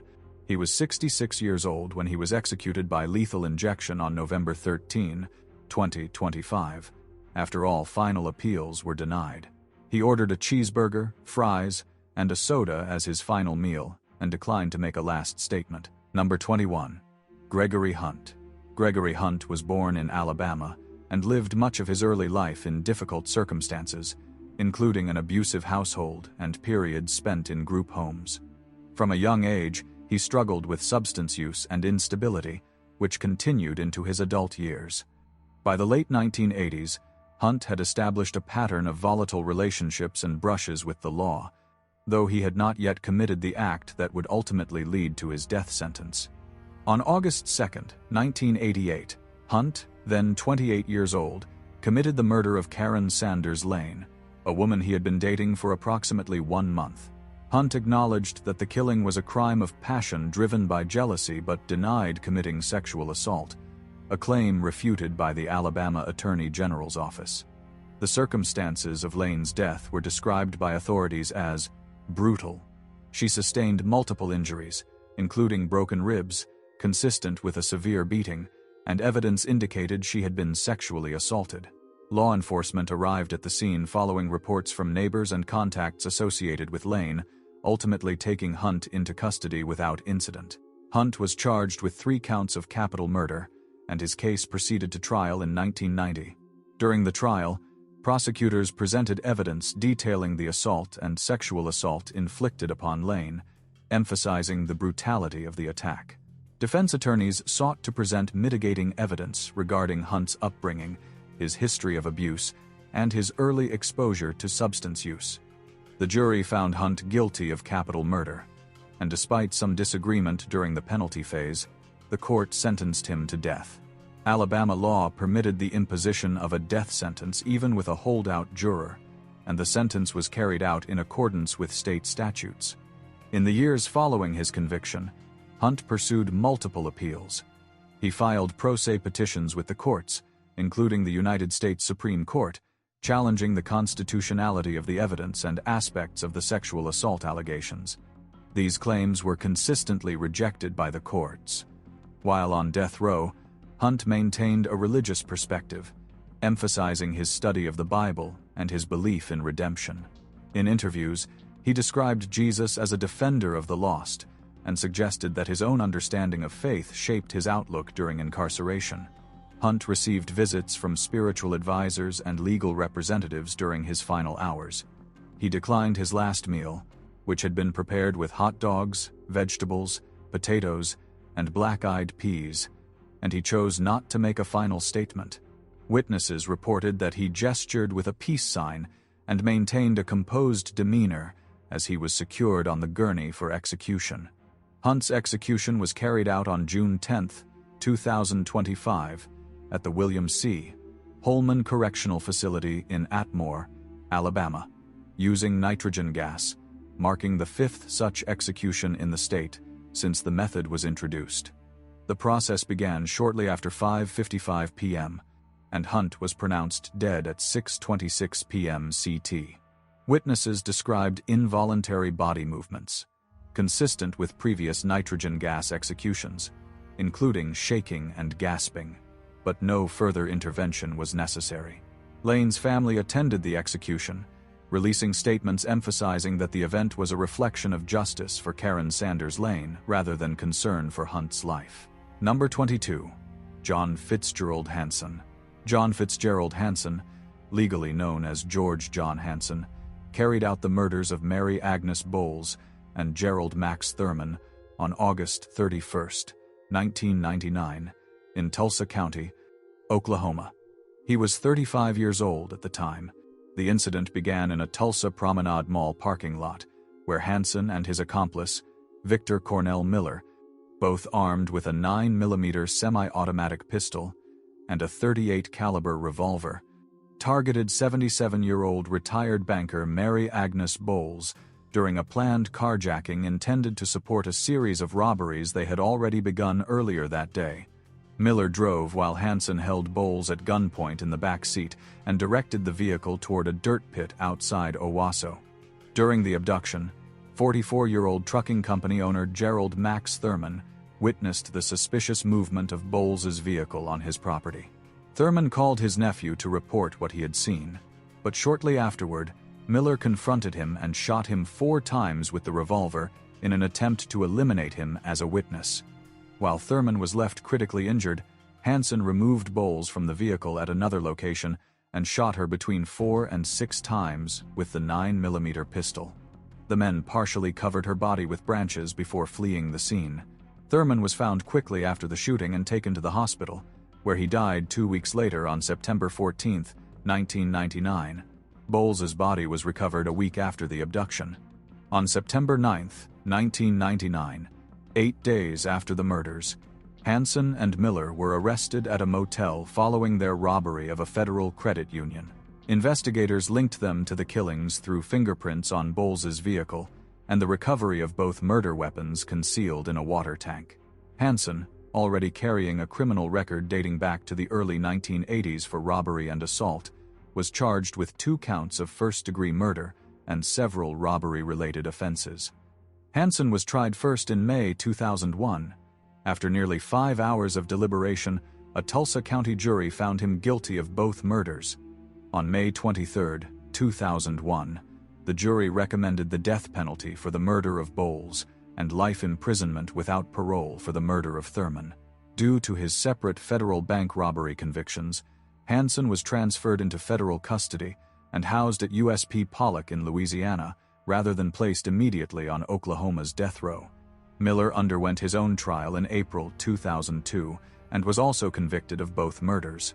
He initially received 2 death sentences but successfully appealed in 2004, leading to a retrial in 2008. That jury again recommended 2 death sentences. At 61 years old, after more than 25 years of incarceration, including approximately 19 years on death row once his federal custody complications were resolved, Hansen was executed by lethal injection at the Oklahoma State Penitentiary. He did not request a special last meal and was served the standard prison tray of chicken pot pie, 2 rolls, 2 fruit cups, and carrots. At the execution chamber, he offered no final spoken statement. The official time of death was 10:11 a.m. Number 23. John Stephen Christopher Stanko. John Stephen Christopher Stanko committed the murders of Laura Ling and Henry Lee Turner on April 12, 2005, in Myrtle Beach and Georgetown County, South Carolina. He was 37 years old at the time. Stanko was born on January 13, 1968, at Guantanamo Bay Naval Base. Before these crimes, Stanko had a criminal history, including convictions for assault and kidnapping, in 1996. He served 8.5 years of a 10-year sentence and was released in 2004. During his first incarceration, he co-authored a book titled Living in Prison, A History of the Correctional System with an Insider's View, reflecting on his time within the penal system. Following his release, Stanko moved to Myrtle Beach, renting a room for almost a year while under supervision by his parole officer. His employment was intermittent, and he eventually relocated to a friend's home to assist in caring for her elderly mother. Around 1 year after his release, Stanko began conducting library research, reportedly for a second book. During this period, he became acquainted with librarian Laura Ling, with whom he later moved in alongside her boyfriend. Stanko also cultivated a friendly relationship with library patron Henry Lee Turner. On April 12, 2005, Stanko initiated the attack. He strangled 43-year-old Laura Ling inside her residence. He then fatally shot 74-year-old Henry Lee Turner. Following these murders, Stanko assaulted Ling's teenage daughter and inflicted a slash to her throat. The daughter survived the attack and contacted authorities via a 911 call. Following the crimes, law enforcement issued a nationwide manhunt, amplified by a $10,000 reward.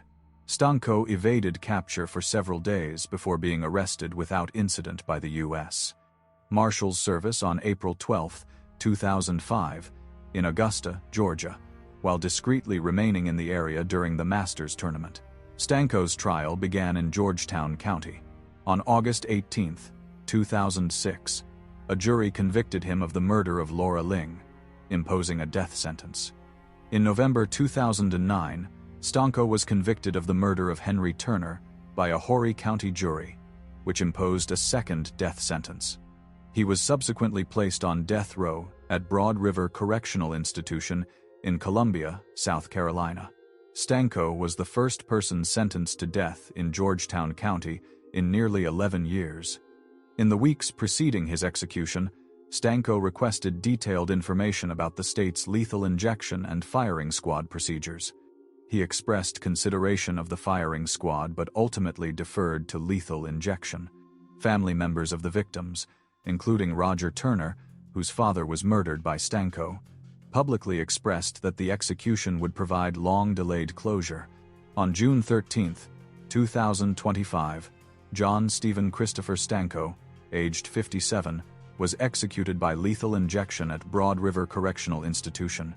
He was pronounced dead at 6:34 p.m. Before the execution, he received a last meal of fried fish, fried shrimp, crab cakes, a baked potato, carrots, fried okra, cherry pie, banana pudding, and sweet tea. Stanko's final statement, read by his attorney, requested forgiveness from his surviving victim and the families of those he murdered. Number 24. Richard Kenneth Jerf. Richard Kenneth Jerf was 23 years old on September 14, 1993, when he carried out the murders of the Luna family inside their home in Phoenix, Arizona. At the residence that afternoon were 42-year-old Patricia Luna, her 5-year-old son Damian Luna, and later their 18-year-old daughter Rochelle Luna and 47-year-old Albert Luna Sr. Jerf entered the house after arriving with flowers and then forcing his way in at gunpoint. He held Damian hostage while ordering Patricia to load household property into his vehicle. He tied Patricia and Damian, gagged them, and repeatedly asked Patricia whether she wanted herself or her son to die first. When Rochelle came home at around 3 o'clock, he took her to her bedroom, gagged her, assaulted her, and murdered her by attacking her in the throat.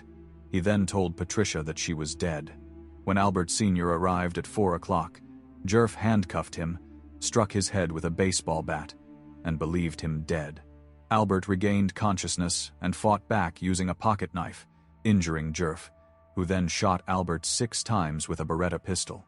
He returned to Patricia and Damian and shot each of them in the head at close range. Before leaving, he poured gasoline on the bodies and attempted to start a fire using the stove, a rag, and a pizza box.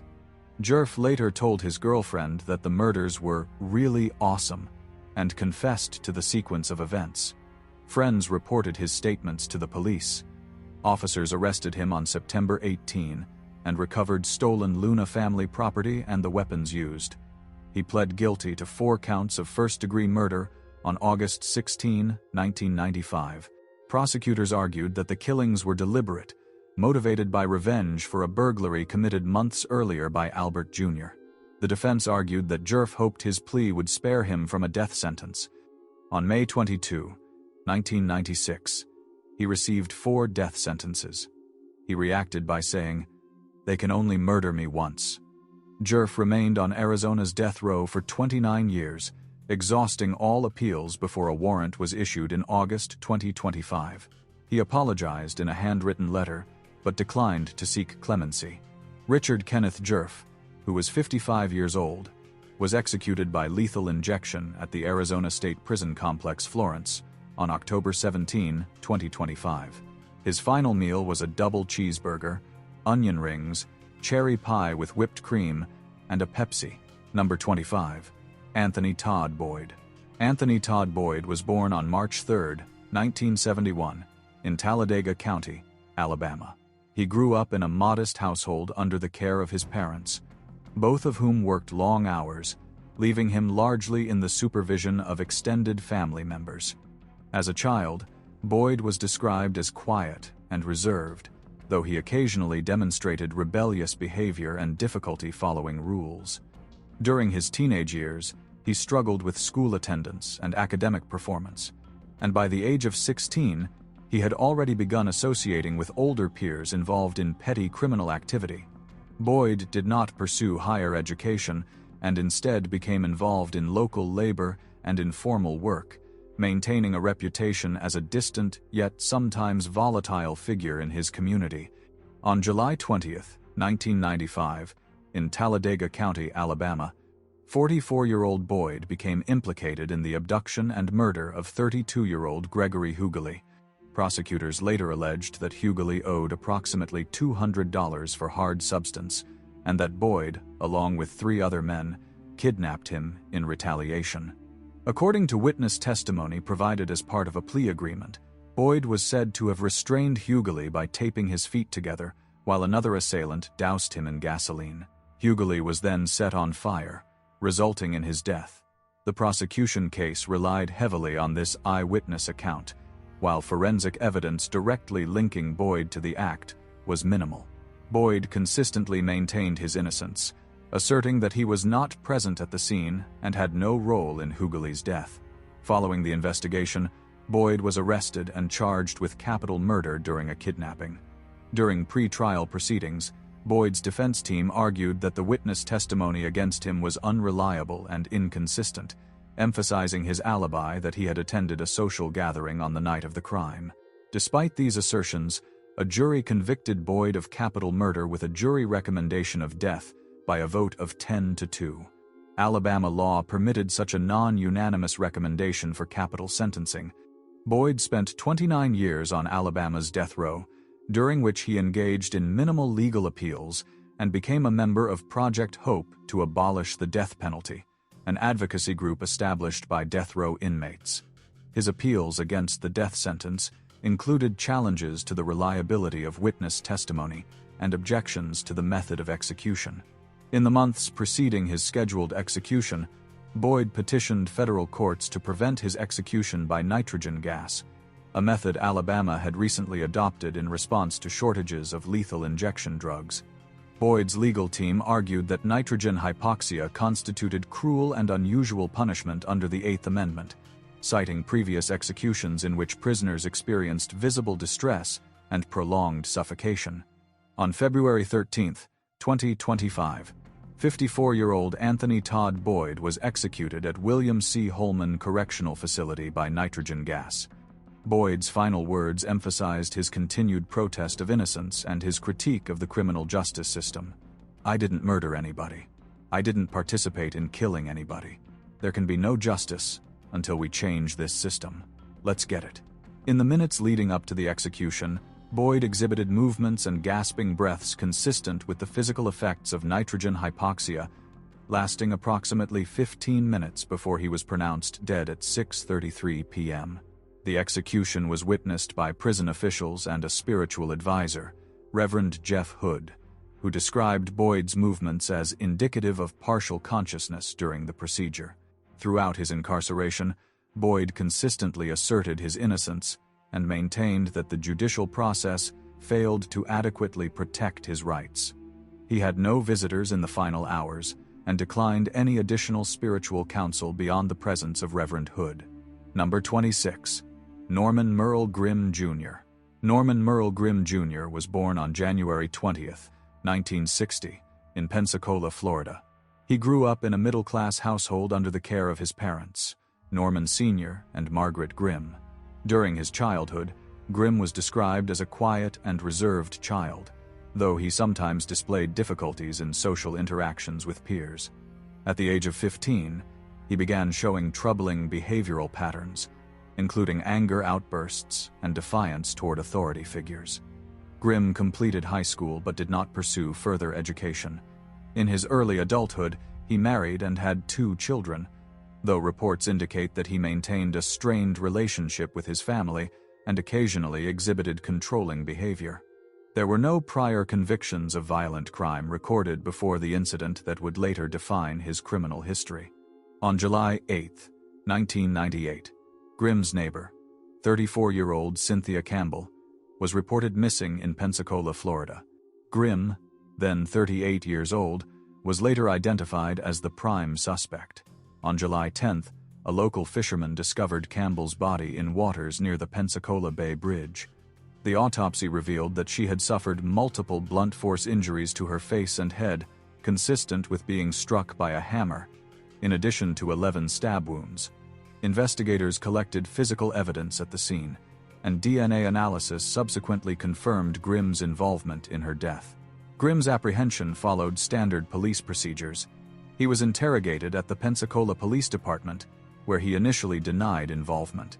However, forensic evidence, including fingerprints, DNA, and blood traces linking him to the crime scene, made his guilt indisputable. Grimm was arrested on July 12, 1998, and charged with sexual battery and first-degree murder. Authorities noted that Campbell and Grimm had been neighbors, and prosecutors argued that the murder had been premeditated, with Grimm luring or confronting Campbell before committing the assault. Following his arrest, Grimm was held in the Escambia County Jail pending trial. During pre-trial proceedings, he underwent a psychological evaluation to determine competency. Grimm's defense team pursued arguments related to diminished capacity, citing stress and personal issues, but these claims were rejected by the court after reviewing the autopsy and forensic evidence. The court sentenced him to death under Florida law. Grimm's reaction to the sentence was subdued. He maintained a calm demeanor and did not display overt emotion. Grimm served a total of 26 years on death row. Throughout this period, he filed minimal appeals and, in the months leading up to his execution, formally waived any remaining appeals to the Florida Supreme Court and the U.S. Supreme Court. He consistently declined visits from family or spiritual advisors in the final hours. On the morning of February 13, 2025, Grimm awoke at 6 a.m. and consumed a final meal of fried pork chops, mashed potatoes, and a chocolate milkshake. He was then transported to the execution chamber without incident. At precisely 6:15 p.m., Norman Merle, Grimm Jr., aged 65, was executed by a 3-drug lethal injection at Florida State Prison. In his final moments, Grimm expressed no last words publicly beyond acknowledgments to prison staff. He was the 15th person executed in Florida in 2025, and the state's records note the case as one of the most severe and meticulously investigated homicides of the late 1990s. Number 27. Oscar Franklin Smith.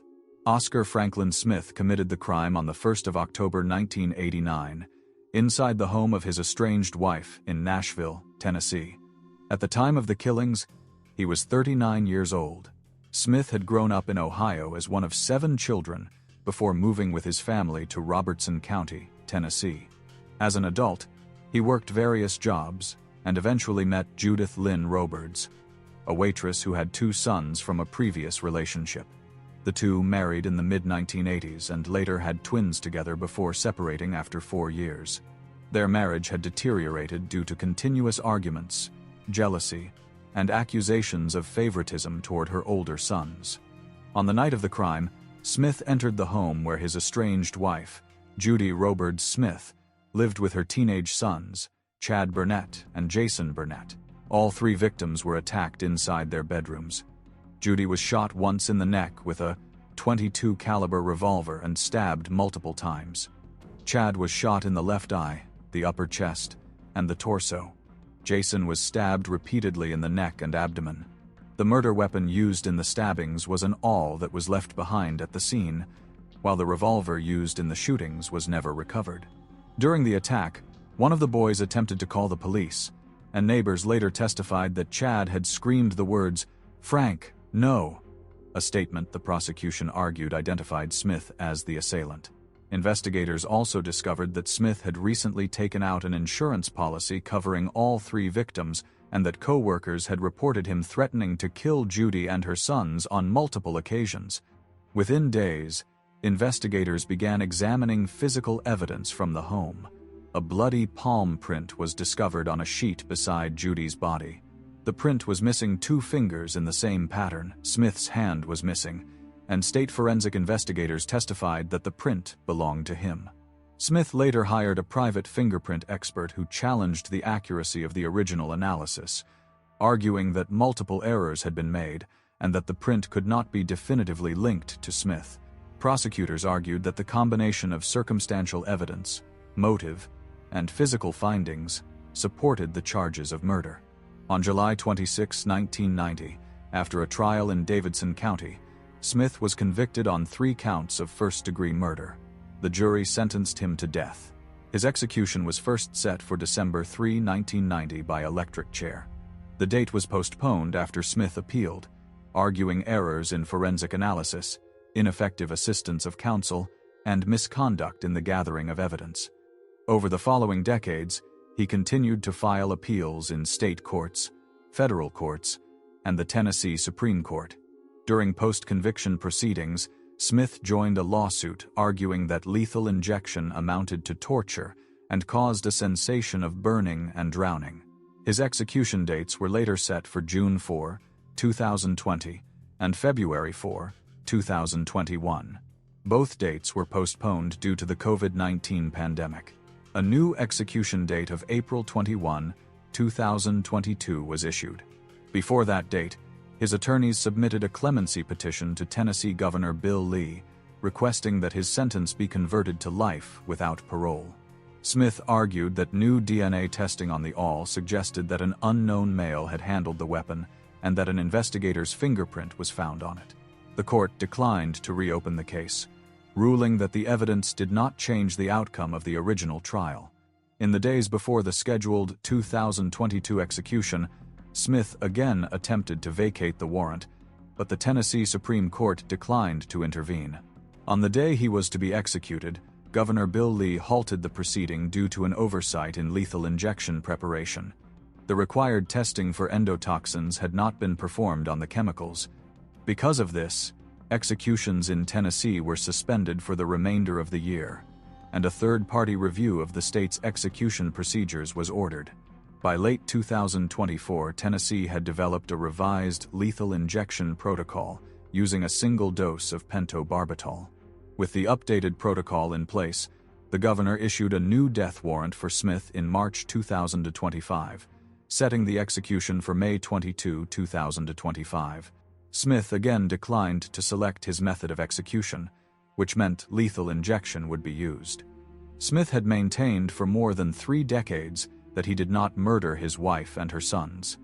He consistently stated that investigators mishandled evidence and that an unknown person committed the murders. On the morning of May 22, 2025, the execution proceeded as scheduled. Witnesses were brought into the viewing room as Smith, now 75 years old, was secured to the gurney. When asked for final words, he said, "Someone needs to tell the governor the justice system doesn't work," and repeated, "I didn't murder her." He lost consciousness shortly after the lethal drugs entered his bloodstream. He was pronounced dead at 10:47 a.m. For his final meal, he requested hot dogs, tater tots, and apple pie with vanilla ice cream. Number 28. Anthony Floyd Wainwright. Anthony Floyd Wainwright was 23 years old on April 27, 1994, when he and Richard Hamilton abducted 23-year-old Carmen Gabriela Gayhart in Lake City, Florida. She had been loading groceries into the Ford Bronco she was driving in a Winn-Dixie parking lot when both men approached her at gunpoint. Witnesses later recalled seeing a woman who looked startled and confused, but no one saw the abduction itself. 2 days earlier, Wainwright and Hamilton had escaped from a North Carolina minimum security prison, stolen a vehicle, and taken 2 rifles during a burglary. Their motive, according to later statements, was to flee the state and find transportation and money, with Wainwright telling investigators, "We needed a car, and she was there." After forcing Gayhart into her vehicle, they drove her to a remote, wooded area off State Route 6 in Hamilton County. Both men assaulted her. Hamilton later told detectives that Wainwright choked her first and then shot her twice in the head with a bolt-action .22 rifle to ensure she was dead. Her body was left at the scene. The suspects fled in her Bronco. On April 28, a Mississippi State trooper stopped the vehicle. A gunfight followed, leaving both men wounded but alive. Detectives recovered the Bronco but had not yet located Gayhart. Hamilton later confessed in custody and drew a map of the site. Deputies located her decomposing remains on May 2nd. The medical examiner confirmed strangulation and gunshot wounds to the head. At trial in May 1995, prosecutors argued that the murder was premeditated, violent, and committed during kidnapping and sexual battery. The defense claimed both men blamed each other for the killing. Juries found Wainwright guilty of first-degree murder and recommended death. He received a death sentence plus 3 consecutive life terms. He attempted multiple appeals over 3 decades, all denied. Wainwright was 54 years old when he was executed by lethal injection on June 10, 2025, at Florida State Prison. He had served 30 years on death row. He requested no special final meal and made no final statement. Number 29. Thomas Lee Gudinas. Thomas Lee Gudinas was born in Orlando, Florida. He grew up in a middle-class household and experienced periods of familial instability.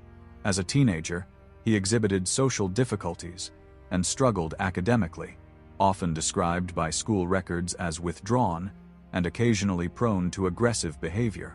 By the age of 17, he had been involved in minor offenses, including property crimes and fights, and had started to show patterns of risky decision-making. Despite these challenges, Gunches maintained connections with friends from his neighborhood and occasionally spent time in local social venues, including bars, where he would later be linked to criminal activity. On May 24, 1994, Gunches, then 20 years old, committed a violent and premeditated crime in Orlando, Florida. Earlier that night, he was at a local establishment known as Barbarella's with friends. Witnesses later testified that Gunches left the bar separately from the group, and his movements were subsequently observed near the vicinity of the crime. Shortly before 3 a.m., Michelle McGrath, aged 24, was last seen leaving the bar. Within a few hours, her body was discovered in an alley adjacent to a nearby school. The medical examination revealed evidence of serious trauma and sexual assault. Investigators quickly identified Gunches as a suspect. A school employee who discovered McGrath's body later identified him as a man fleeing the area shortly beforehand. Additional witnesses corroborated this identification, including a woman who stated that Gunches had chased her to her car the previous night and threatened to assault her. These accounts formed the basis of the prosecution's case, establishing his presence at the scene and connecting him to the assault and murder of McGrath. Gunches was arrested and charged with first-degree murder and sexual assault. The legal proceedings were extensive, with his trial commencing in 1995. During the trial, the prosecution presented eyewitness testimony, forensic evidence from the crime scene, and expert analysis regarding the severity of the assault. Gunches' defense argued that he had a history of lifelong mental illnesses that affected his behavior and decision-making capacity, asserting that this should mitigate his culpability in the crimes. They also highlighted previous mental health evaluations indicating emotional instability and impaired judgment. Despite these arguments, the jury found Thomas Lee Gunches guilty of all charges. On June 15, 1995, he was sentenced to death for the murder of Michelle McGrath. Over the following decades, Gunches remained in custody, maintaining minimal contact with the outside world but receiving regular correspondence from family members, including his mother, who remained a consistent visitor throughout his incarceration. Gunches' legal team filed multiple appeals over the years, focusing on claims related to his mental health and the alleged incompetence of his original legal representation. They argued that his lifelong mental illnesses, which included documented mood instability and cognitive impairments, should exempt him from execution under constitutional protections. These appeals were heard by the Florida Supreme Court and later by the United States Supreme Court, both of which denied relief. On May 20, 2025, the governor of Florida signed the final death warrant, scheduling his execution. On May 21, 2025, at 6 p.m., Gunches was strapped to a gurney in the execution chamber with an IV inserted in his left arm. After confirmation with the governor's office, he was asked if he wished to make a final statement. Although his words were largely inaudible to witnesses, officials reported that he expressed repentance and referenced Jesus. His final meal consisted of fried chicken, mashed potatoes with gravy, and a soda. His last words, as reported by officials, were a brief expression of repentance, invoking his faith. Number 30. Richard Gerald Jordan. Richard Gerald Jordan murdered 34-year-old Edwina Martyr on January 12, 1976, in Gulfport, Mississippi. Jordan was 29 years old at the time of the crime. He was born in Hattiesburg, Mississippi. Neighbors described him as a generally good student and well-behaved child throughout his school years. After graduating from Petal High School, Jordan was charged with check forgery. In exchange for having the charges dropped, he enlisted in the U.S. Army and served 4 to 5 years, including combat service in the Vietnam War. Jordan's military experience reportedly caused significant trauma, for which he did not receive adequate support to overcome. In 1970, Jordan was court-martialed for falsifying official documents and served 9 months at the United States Disciplinary Barracks at Fort Leavenworth. By the mid-1972s, Jordan was married with 3 children. After his military discharge, he worked in Louisiana at various jobs, including managing a fertilizer plant and working in a shipyard. By January 1976, facing financial difficulties, Jordan planned to kidnap a member of a wealthy family to demand ransom. He identified Charles "Chuck" Martyr, a bank officer in Gulfport, Mississippi, by contacting Gulf National Bank and later looked up Martyr's home address in a telephone directory. Jordan traded a 16-gauge shotgun for a .38 caliber pistol at a pawn shop in Baton Rouge before driving to Mississippi, telling his parents he was pursuing an offshore oil rig job. On January 12, 1976, Jordan approached the Martyr home, posing as an electric company worker, and kidnapped Edwina Martyr, leaving the couple's 3-year-old son asleep and the 9-year-old at catechism class. Jordan forced Edwina into his car and drove to the DeSoto National Forest, where he shot her once in the head, killing her. Jordan later explained that he intended to hold her for ransom but claimed he fired when she tried to flee, though evidence indicated she was kneeling when shot. After the murder, Jordan watched a movie at a nearby theater before contacting Chuck Martyr to demand $50,000 in ransom, claiming Edwina was still alive. He arranged a drop-off that night but observed law enforcement presence and then instructed Martyr to leave a reduced ransom of $25,000 the following morning. Jordan attempted to retrieve the money but was intercepted by law enforcement, including Sheriff's Deputy Larkin I. Smith, who later became Harrison County Sheriff and U.S. Congressman. Jordan evaded initial capture but was arrested around 1 p.m. that same day in a taxi, admitted to killing Edwina, and led authorities to her body and the murder weapon. Jordan's first trial began in July 1976 in Pascagoula, Jackson County, after a change of venue due to extensive local coverage. The jury deliberated for 4 hours after a 3-day trial and found him guilty of capital murder. At the time, Mississippi law mandated an automatic death sentence, which was imposed. Richard Gerald Jordan was executed by lethal injection at the Mississippi State Penitentiary on June 25, 2025. He was 79 years old and had spent nearly 50 years in custody, including 49 years on death row. His last meal consisted of chicken tenders, French fries, strawberry ice cream, and a root beer float. In his final statement, Jordan said, "First, I would like to thank everyone for a humane way of doing this. I want to apologize to the victim's family." He also thanked his lawyers, told his wife he loved her, and concluded with, "I will see you on the other side. All of you." Jordan carried out the murder using a .38 caliber pistol. Number 30. 1. Michael Bernard Bell. Michael Bernard Bell was born on August 12, 1971, in Tampa, Florida. He grew up in a household marked by instability and frequent financial struggles. From a young age, Bell exhibited behavioral issues, including aggression and defiance, which led to repeated disciplinary encounters in school. By the age of 16, he had already been involved in several minor criminal offenses, ranging from theft to physical altercations. Despite these challenges, Bell maintained connections with local peers and became familiar with street culture and firearms, which would later play a role in his criminal activities. On December 15, 1993, Bell, then 22 years old, committed a premeditated act of violence in Tampa, Florida. Bell believed that Jimmy West, a local man, was in possession of the car formerly owned by the individual who had fatally shot his brother earlier that year. Unaware that West had purchased the vehicle from a third party, Bell formulated a plan for retribution. He called on 2 friends and armed himself with an AK-47 rifle. They positioned themselves near a local liquor lounge where they observed West's car parked outside. As West, Temeka Smith, and another woman exited the lounge, Bell approached the vehicle and opened fire.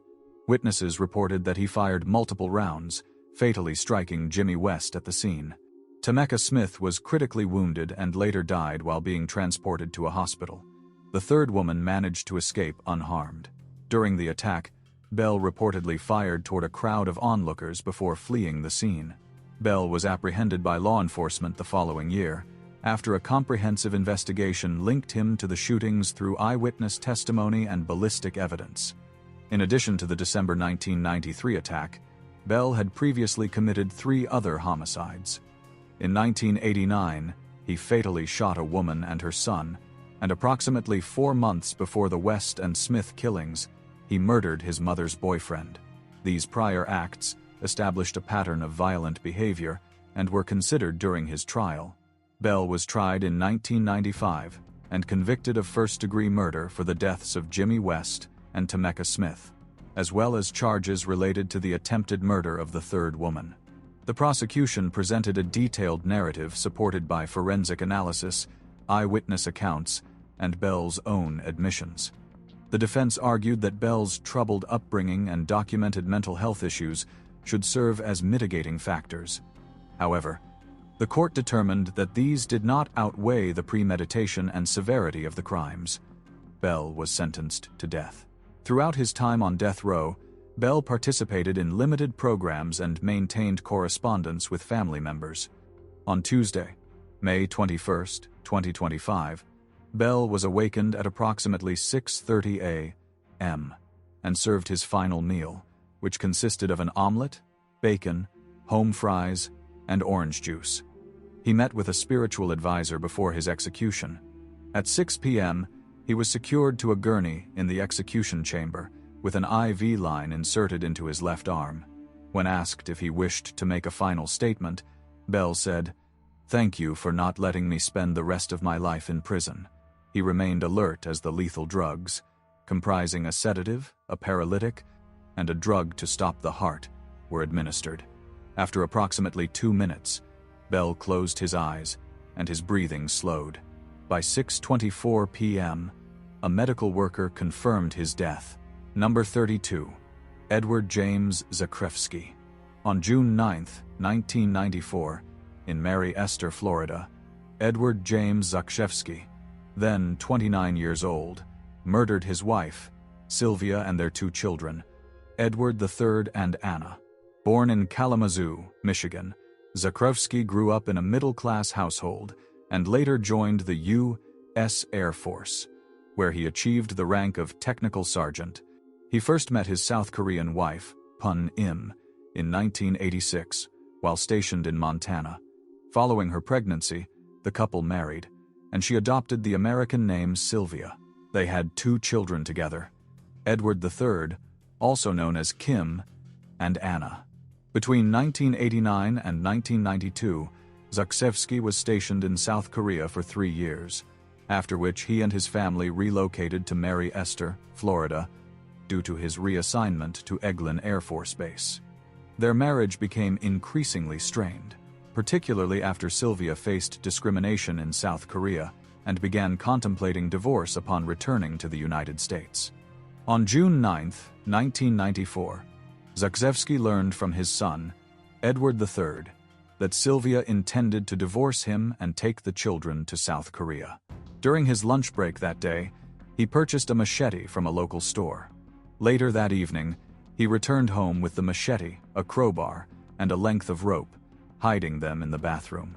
When Sylvia and the children arrived, Zakrevsky attacked his wife first, striking her repeatedly with the crowbar and then strangling her with the rope. He then called Edward III into the bathroom under the pretense of brushing his teeth and murdered him by repeatedly striking him.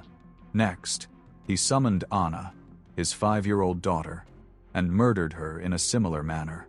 Autopsy reports indicated that both children had defensive wounds on their hands and arms, suggesting attempts to protect themselves. Sylvia was also found to have suffered severe blunt force and sharp force trauma, with a fractured skull and multiple machete wounds. Post-mortem examination confirmed that she was alive during the initial stages of the attack, but succumbed to strangulation and subsequent injuries. Following the murders, Zakrevsky fled to Hawaii, adopting the alias Michael Green. He lived with a family associated with a religious commune, performing maintenance work in exchange for shelter. During his time on the run, Law enforcement charged him in absentia with 3 counts of first-degree murder. After 4 months, his case was publicized on the American crime documentary series Unsolved Mysteries. Recognized by the minister with whom he was staying, Zakrzewski surrendered to authorities on October 15, 1994. He was extradited to Florida on October 25, 1994, to face charges. While awaiting trial, Zakrzewski attempted to escape from the Okaloosa County Jail in August 1995 with another inmate, but the attempt was unsuccessful. Zakrzewski pleaded guilty to all 3 counts of first-degree murder on March 19, 1996. The jury recommended death for the murders of Sylvia and Edward III, with a 7-5 vote, and a life sentence for Anna's murder due to a 6-6 vote. Circuit Judge G. Robert Barron formally sentenced Zakrzewski to death for all 3 murders. On the scheduled date, Edward James Zakrzewski II was executed by lethal injection at the Florida State Prison at 6:12 p.m. He was 60 years old at the time of execution, having spent 31 years on death row. His last meal consisted of fried pork chops, fried onions, potatoes, bacon, toast, root beer, ice cream, pie, and coffee. His final words were, "I want to thank the good people of the Sunshine State for murdering me in the most cold, calculated, clean, humane, efficient way possible. I have no complaint." Number 33. Byron Lewis Black. Byron Lewis Black was born in Nashville, Tennessee.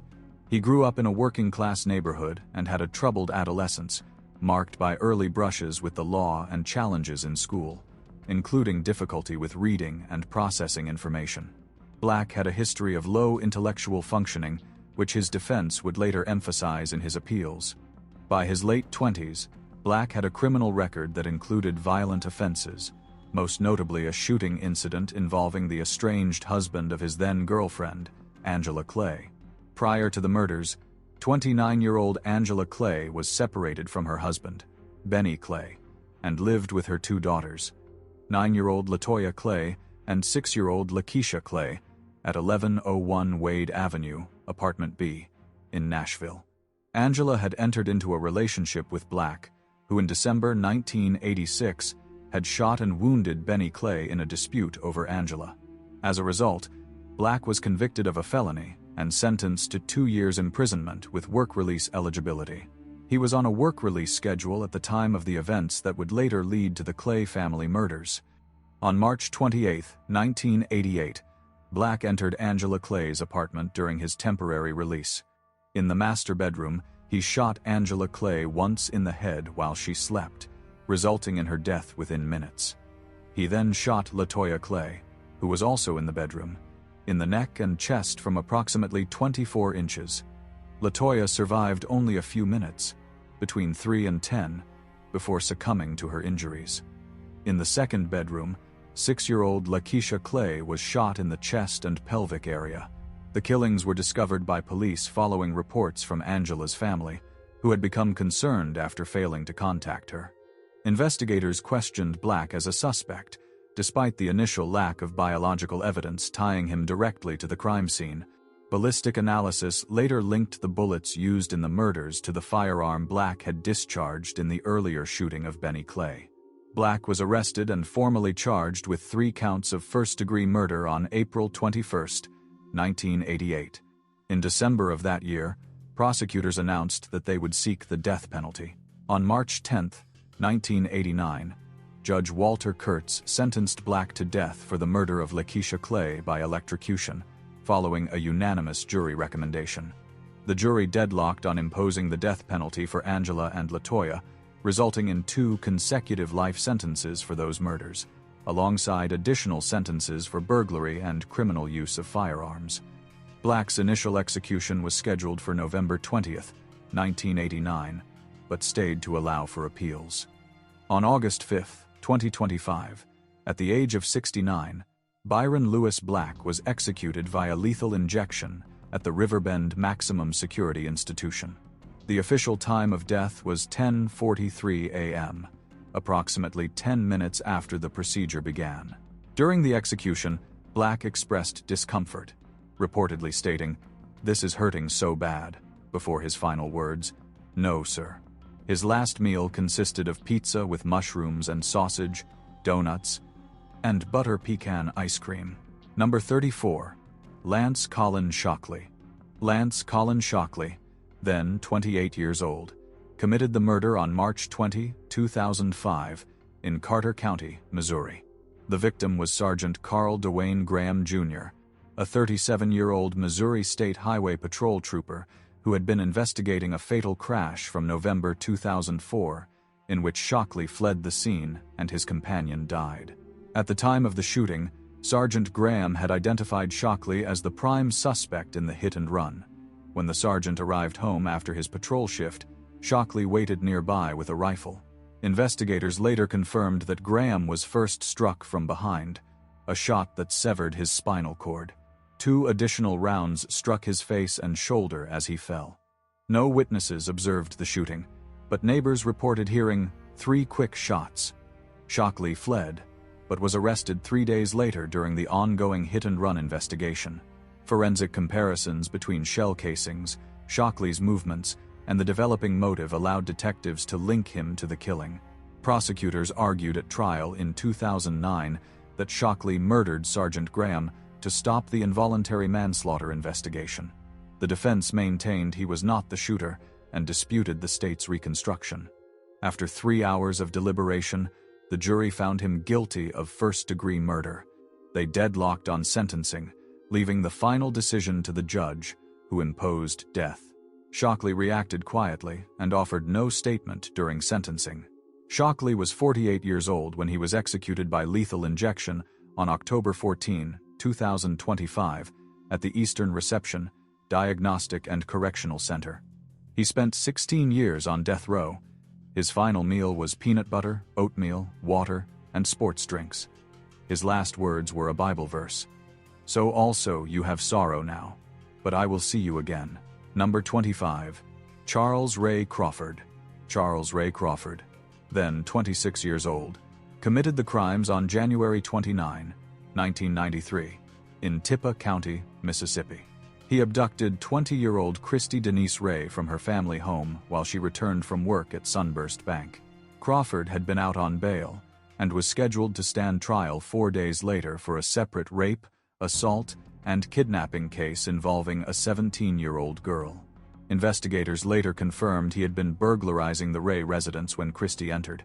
She was forcibly taken to an abandoned barn, assaulted, and attacked to death. Her mother found the house ransacked, located a ransom note, and reported her missing.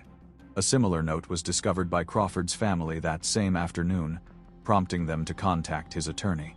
This detail, along with the matching handwriting and Crawford's history, helped investigators connect him to the disappearance. He was arrested the following day near his former father-in-law's house with a double-barreled shotgun and a switchblade. Crawford told officers he had blackouts, later admitting he must have murdered her, and he led police to her body. At trial in 1994, the prosecution argued premeditation, pointing to the ransom notes, the abduction plan, and the earlier pending assault case. The defense claimed mental illness and memory loss, but rebuttal experts testified that he showed no signs of bipolar disorder or psychogenic amnesia. He was convicted of capital murder, assault, burglary, and sexual battery, and sentenced to death, plus life without parole, and additional terms. He also received 46 years in the unrelated assault case. His appeals were dismissed over 3 decades. Crawford was 59 years old when he was executed by lethal injection on October 15, 2025, at the Mississippi State Penitentiary. He had spent 31 years on death row. His final meal was a double cheeseburger, French fries, peach cobbler, and chocolate ice cream. He made no final verbal statement. Number 36. Cale Barrington Bates. Cale Barrington Bates was born in Panama City, Florida. He grew up in a modest household in Bay County, where his formative years were marked by instability and limited supervision. From a young age, Bates exhibited patterns of defiance and trouble with authority. At 15 years old, he had his first recorded encounter with the juvenile justice system for petty theft and assault. Throughout his late teens and early 20s, Bates struggled to maintain steady employment, taking short-term jobs in manual labor and clerical work. Despite these difficulties, he was known among his family as a quiet but distant individual, rarely sharing details of his personal life. On June 14, 1982, Cale Barrington Bates, at 24 years old, committed a violent crime at the Bay County Insurance Office, where Janet White, aged 32, was employed. Bates entered the office under the pretext of conducting business, but quickly abducted White and took her into a wooded area behind the building. There, he attempted to sexually assault her. During the attack, Bates attacked White multiple times, resulting in her death. After the stabbing, he forcibly removed a diamond ring from her finger.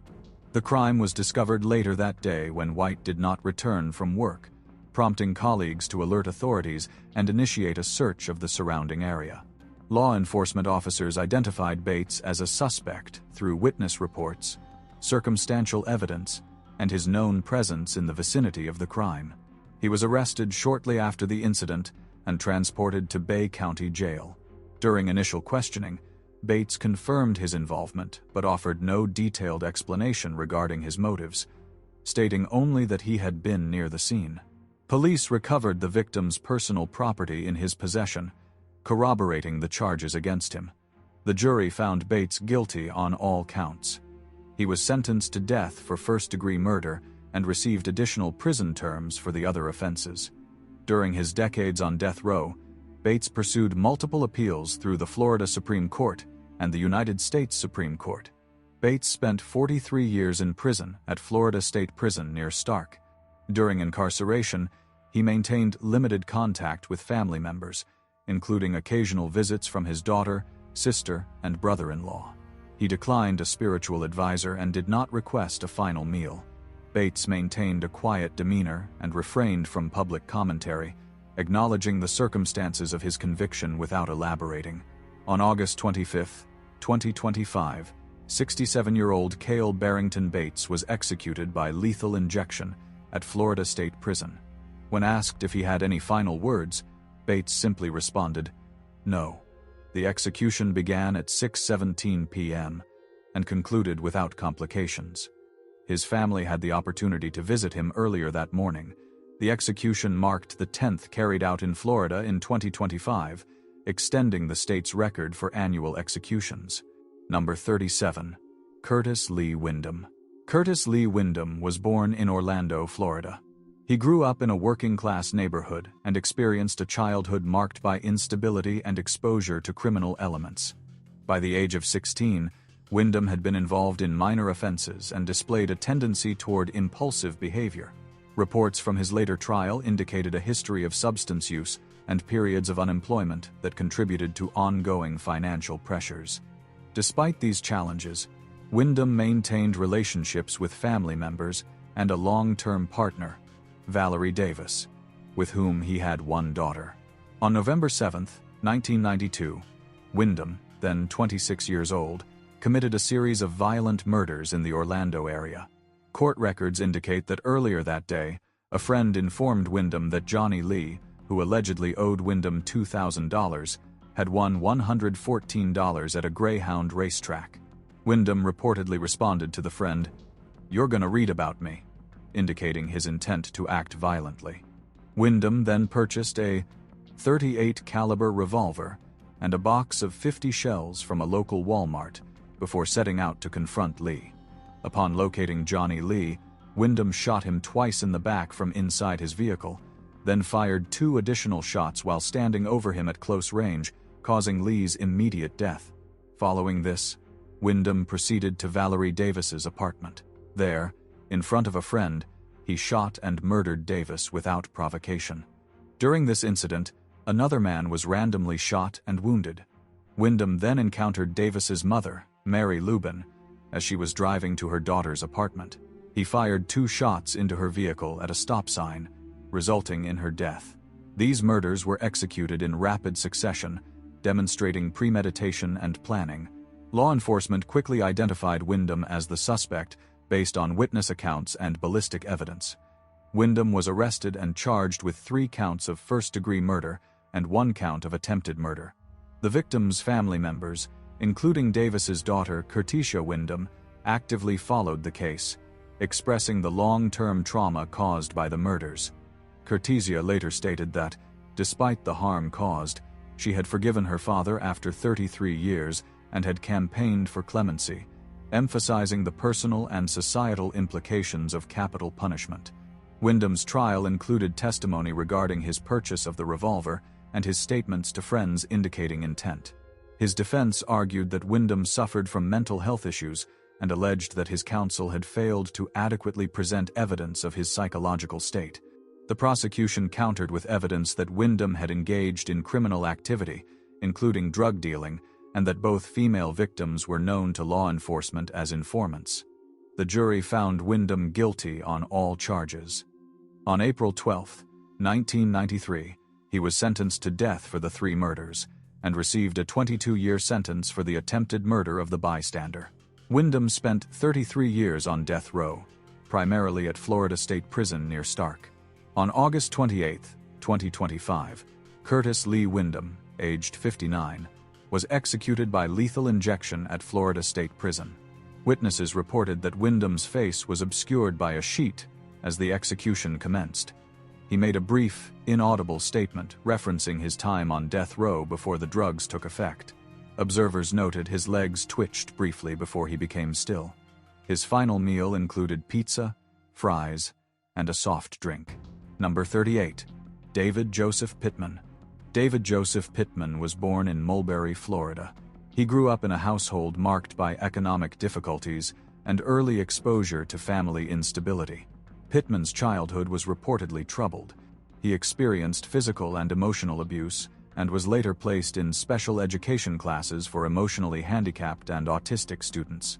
By the age of 15, Pittman showed signs of social and emotional difficulties, and as a young adult, he developed a pattern of poor decision-making and struggles with interpersonal relationships. Court records later revealed that Pittman had an IQ of 70, indicating significantly below-average intellectual functioning, and a diagnosed organic personality syndrome contributing to paranoia and mood instability. On May 15, 1990, Pittman, then 28 years old, committed a violent series of crimes at the home of his estranged wife, Marie Pridgen's family in Mulberry, Florida. Pittman and Pridgen were undergoing a contentious divorce, and Pittman had allegedly issued threats toward her and her family. On that morning, Pittman entered the home of Pridgen's parents, Barbara Knowles, 50, and Clarence Knowles, 60, and her sister Bonnie Knowles, 21. According to jailhouse testimony from his cellmate Carl Hughes, Pittman admitted to the murders and described the sequence of events in detail. He had previously cut the landline phone to prevent contact with authorities. Once inside, Pittman attacked Bonnie Knowles after she refused his sexual advances, then proceeded to murder Barbara Knowles in the hallway. Clarence Knowles was stabbed in the living room while attempting to use the telephone. All 3 victims suffered multiple stab wounds, causing massive bleeding. After committing the murders, Pittman set the home on fire, then stole Bonnie Knowles's car, which he later abandoned and set ablaze. Witnesses observed a man fleeing the scene, later identified through photo lineups as Pittman.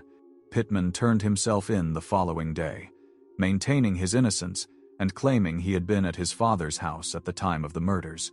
He further argued that Marie Pridgen and her new husband were responsible for the killings, though this claim was not substantiated during trial. Despite these assertions, evidence, including witness identification and a jailhouse confession, contributed to his conviction. On April 19, 1991, Pittman was found guilty of 3 counts of first-degree murder, 2 counts of arson, and 1 count of grand theft auto. The jury recommended the death penalty with a 9-3 vote, which the court adopted. Pittman was formally sentenced to death and discharged from any prior civil liberties associated with freedom outside incarceration.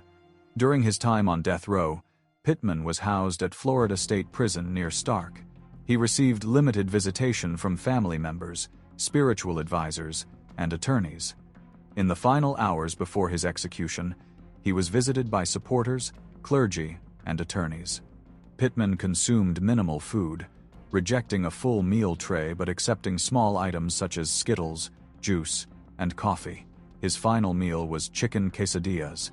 On September 17, 2025, at the age of 63, David Joseph Pittman was executed by lethal injection at Florida State Prison.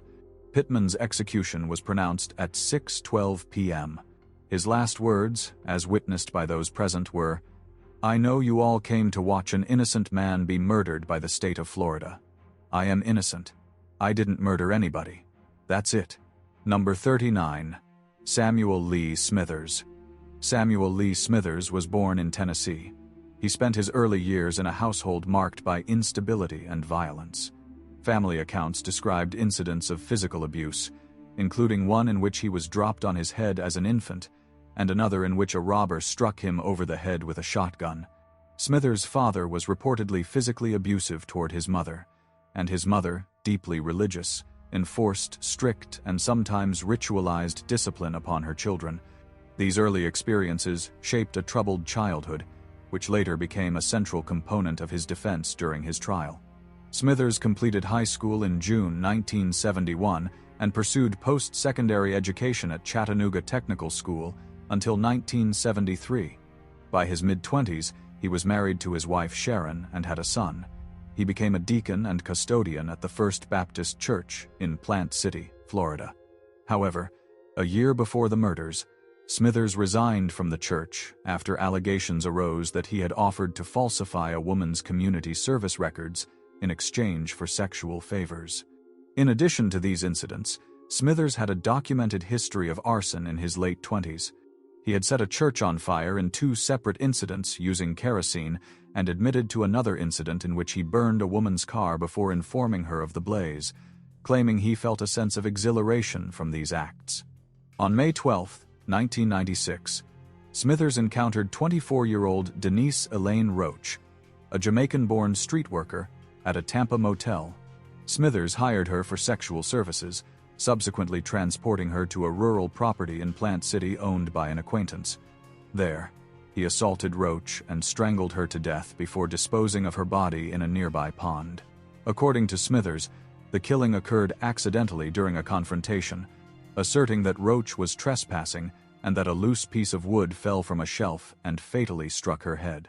Roach left behind 2 children, and at the time of her death, had a history of substance abuse. 16 days later, on May 28, 1996, Smithers met 31-year-old Christy Elizabeth Cowan, another street worker and former nursing aspirant, at a motel. Following the pattern of the first killing, he transported Cowan to the same Plant City property, assaulted her using an axe, and strangled her to death. Her body was disposed of in the same pond where Roach had been found. Cowan, like Roach, had 2 children and a history of substance use. Smithers claimed to the police that Cowan had attempted to rob him and that he had non-fatally struck her with the axe before the fatal strangulation occurred. Smithers was arrested on May 28, 1996, the day he murdered Cowan. Evidence leading to his apprehension included witness Marion Whitehurst, the property owner, who observed Smithers cleaning an axe and a pool of blood. Investigators located Cowan's body in the pond along with Roach's corpse. Autopsy findings confirmed multiple head wounds and injuries consistent with manual strangulation and drowning for Cowan, while Roach had sustained more than 10 stab wounds to the head in addition to strangulation.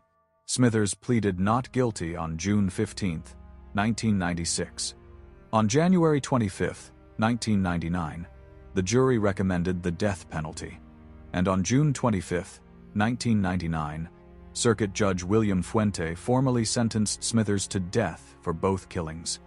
During his incarceration, Smithers was also linked to a 1989 unsolved murder of Marcel Delano, another street worker found murdered near the same disposal site. Smithers was named the prime suspect but denied involvement. Samuel Lee Smithers was executed by lethal injection at the Florida State Prison on October 14, 2025, at 6:15 p.m. Prior to his execution, he consumed a last meal of fried chicken, fried fish, a baked potato, apple pie with vanilla ice cream, and sweet tea. His final words were, "No comment." Number 40. Jeffrey Todd West. Jeffrey Todd West was born in Gadsden, Alabama. He grew up in a modest household with limited supervision and experienced a childhood marked by economic hardship and intermittent family instability. From an early age, West displayed a tendency toward risk-taking behavior and had several minor encounters with local law enforcement for theft and property damage by the age of 16. During his late teens and early 20s, he held a variety of temporary jobs, including as a clerk and convenience store employee, where he gained familiarity with the operations of small retail establishments. Family members described him as generally quiet but occasionally impulsive, often struggling with decisions that led to conflict with authorities. On March 28, 1997, Jeffrey Todd West, at 22 years old, committed a violent crime at Harold's Chevron convenience store in Etowah County, Alabama. West, accompanied by his girlfriend, entered the store where Margaret Parrish Berry, aged 33, was working. West, who had previously been employed at the store, held Berry at gunpoint and demanded access to the cash. After removing approximately $250 from a cookie can used to store the station's money, West shot Berry in the back of the head while she was lying behind the counter. The attack was carried out to ensure no witnesses survived. West and his accomplice left the scene immediately following the shooting. Berry was pronounced dead shortly after the incident. Law enforcement identified West as a suspect quickly due to his prior employment at the station and his connection to the location. He was arrested within days and charged with capital murder committed during the course of a robbery. Court records show that West did not deny the act but later expressed regret for his actions. The investigation and arrest were conducted by the Etowah County Sheriff's Office, and the case proceeded to trial in Alabama. West was convicted of capital murder. The jury recommended a death sentence by a 10-2 vote, which the court subsequently adopted. Additional charges related to the armed robbery were considered during sentencing. West had been recently baptized into the Catholic Church and confirmed shortly before his execution, reflecting his commitment to faith. He voluntarily abstained from meal trays but consumed items including Skittles, sausage biscuits, coffee, and V8 Splash, with a final meal of chicken quesadillas. On September 11, 2025, 50-year-old Jeffrey Todd West was executed using nitrogen hypoxia at William C. Holman Correctional Facility. The procedure involved strapping a blue-rimmed gas mask to his face and delivering pure nitrogen gas to deprive him of oxygen. West's execution began at approximately 5:56 p.m. and concluded with his death pronounced at 6:22 p.m. During the procedure, West exhibited minor involuntary movements, including shallow breathing, slight shaking, and hand curling, consistent with protocol expectations. When asked for final words in the chamber, he responded, "No, sir," although a final statement released through his attorney conveyed his apologies to the Berry family and reflections on faith. Number 41. Roy Lee Ward. Roy Lee Ward spent his early life in Indiana. Accounts of his childhood suggest behavioral difficulties, though little is publicly documented regarding his family or upbringing. By his late 20s, Ward had established a lengthy criminal record, with over 50 convictions, including 25 counts of public indecency. His prior offenses demonstrated a persistent pattern of sexual and violent behavior, which foreshadowed the crimes that would eventually lead to his death sentence. On July 11, 2001, 15-year-old Stacy Lynn Payne, a student and cheerleader at Heritage Hills High School, was at home preparing to leave for her part-time job at a local pizza place. Ward, then 29 years old, approached her residence claiming he was searching for a missing dog. After gaining entry, he cut the phone lines to prevent outside communication. Ward attacked Payne using a knife and a dumbbell, attacking and battering her multiple times. The assault escalated to sexual assault, and Payne sustained 33 separate injuries. Payne's younger sister was also at home during the attack. She was napping when she heard the assault and immediately hid upstairs. Fearful, she contacted authorities. Town Marshal Matt Keller responded quickly, arriving at the scene minutes later.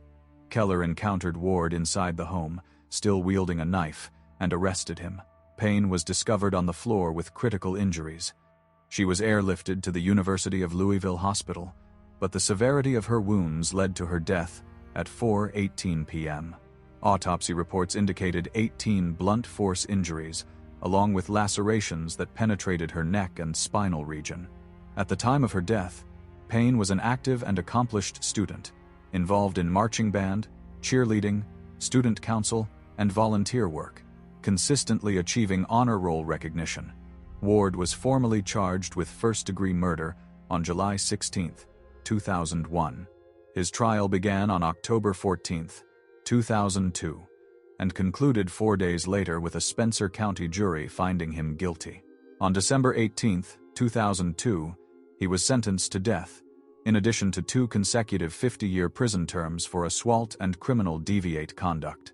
Roy Lee Ward was executed by lethal injection at Indiana State Prison on October 10, 2025, at 12:33 a.m. He was 53 years old at the time of execution, having spent 24 years on death row. His final meal included a hamburger, steak melt, fries, baked potato with butter, 12 fried shrimps, sweet potato, chicken Alfredo, and breadsticks. Ward's last words were, "Brian is going to read them." Number 42. Blaine Keith Milam. Blaine Keith Milam was born on December 12, 1989, in Gregg County, Texas. He grew up in East Texas and had a largely unremarkable childhood, though his adolescent years were marked by instability and difficulty forming healthy relationships. By his late teens, Milam was living with his fiancée, Jessica Carson, and her young daughter, Amora Carson. Milam was described by acquaintances as quiet but socially withdrawn, and he had no significant criminal record before the events that would later define his life. On December 2, 2008, Milam, then just 10 days shy of his 19th birthday, reported to local authorities that he had discovered his girlfriend's 13-month-old daughter, Amora Carson, deceased in their trailer home in Rusk County. Milam and Carson initially told police that they had left Amora alone for approximately 1 hour before returning to find her unresponsive. During questioning, both changed their stories, claiming that Amora had been possessed by demons and that they had attempted an exorcism to rid her of the alleged possession. When authorities examined Amora, they observed numerous severe injuries, including broken ribs and multiple human bite marks across her body. A total of 24 bite marks were documented, and the autopsy revealed extensive physical trauma consistent with prolonged abuse.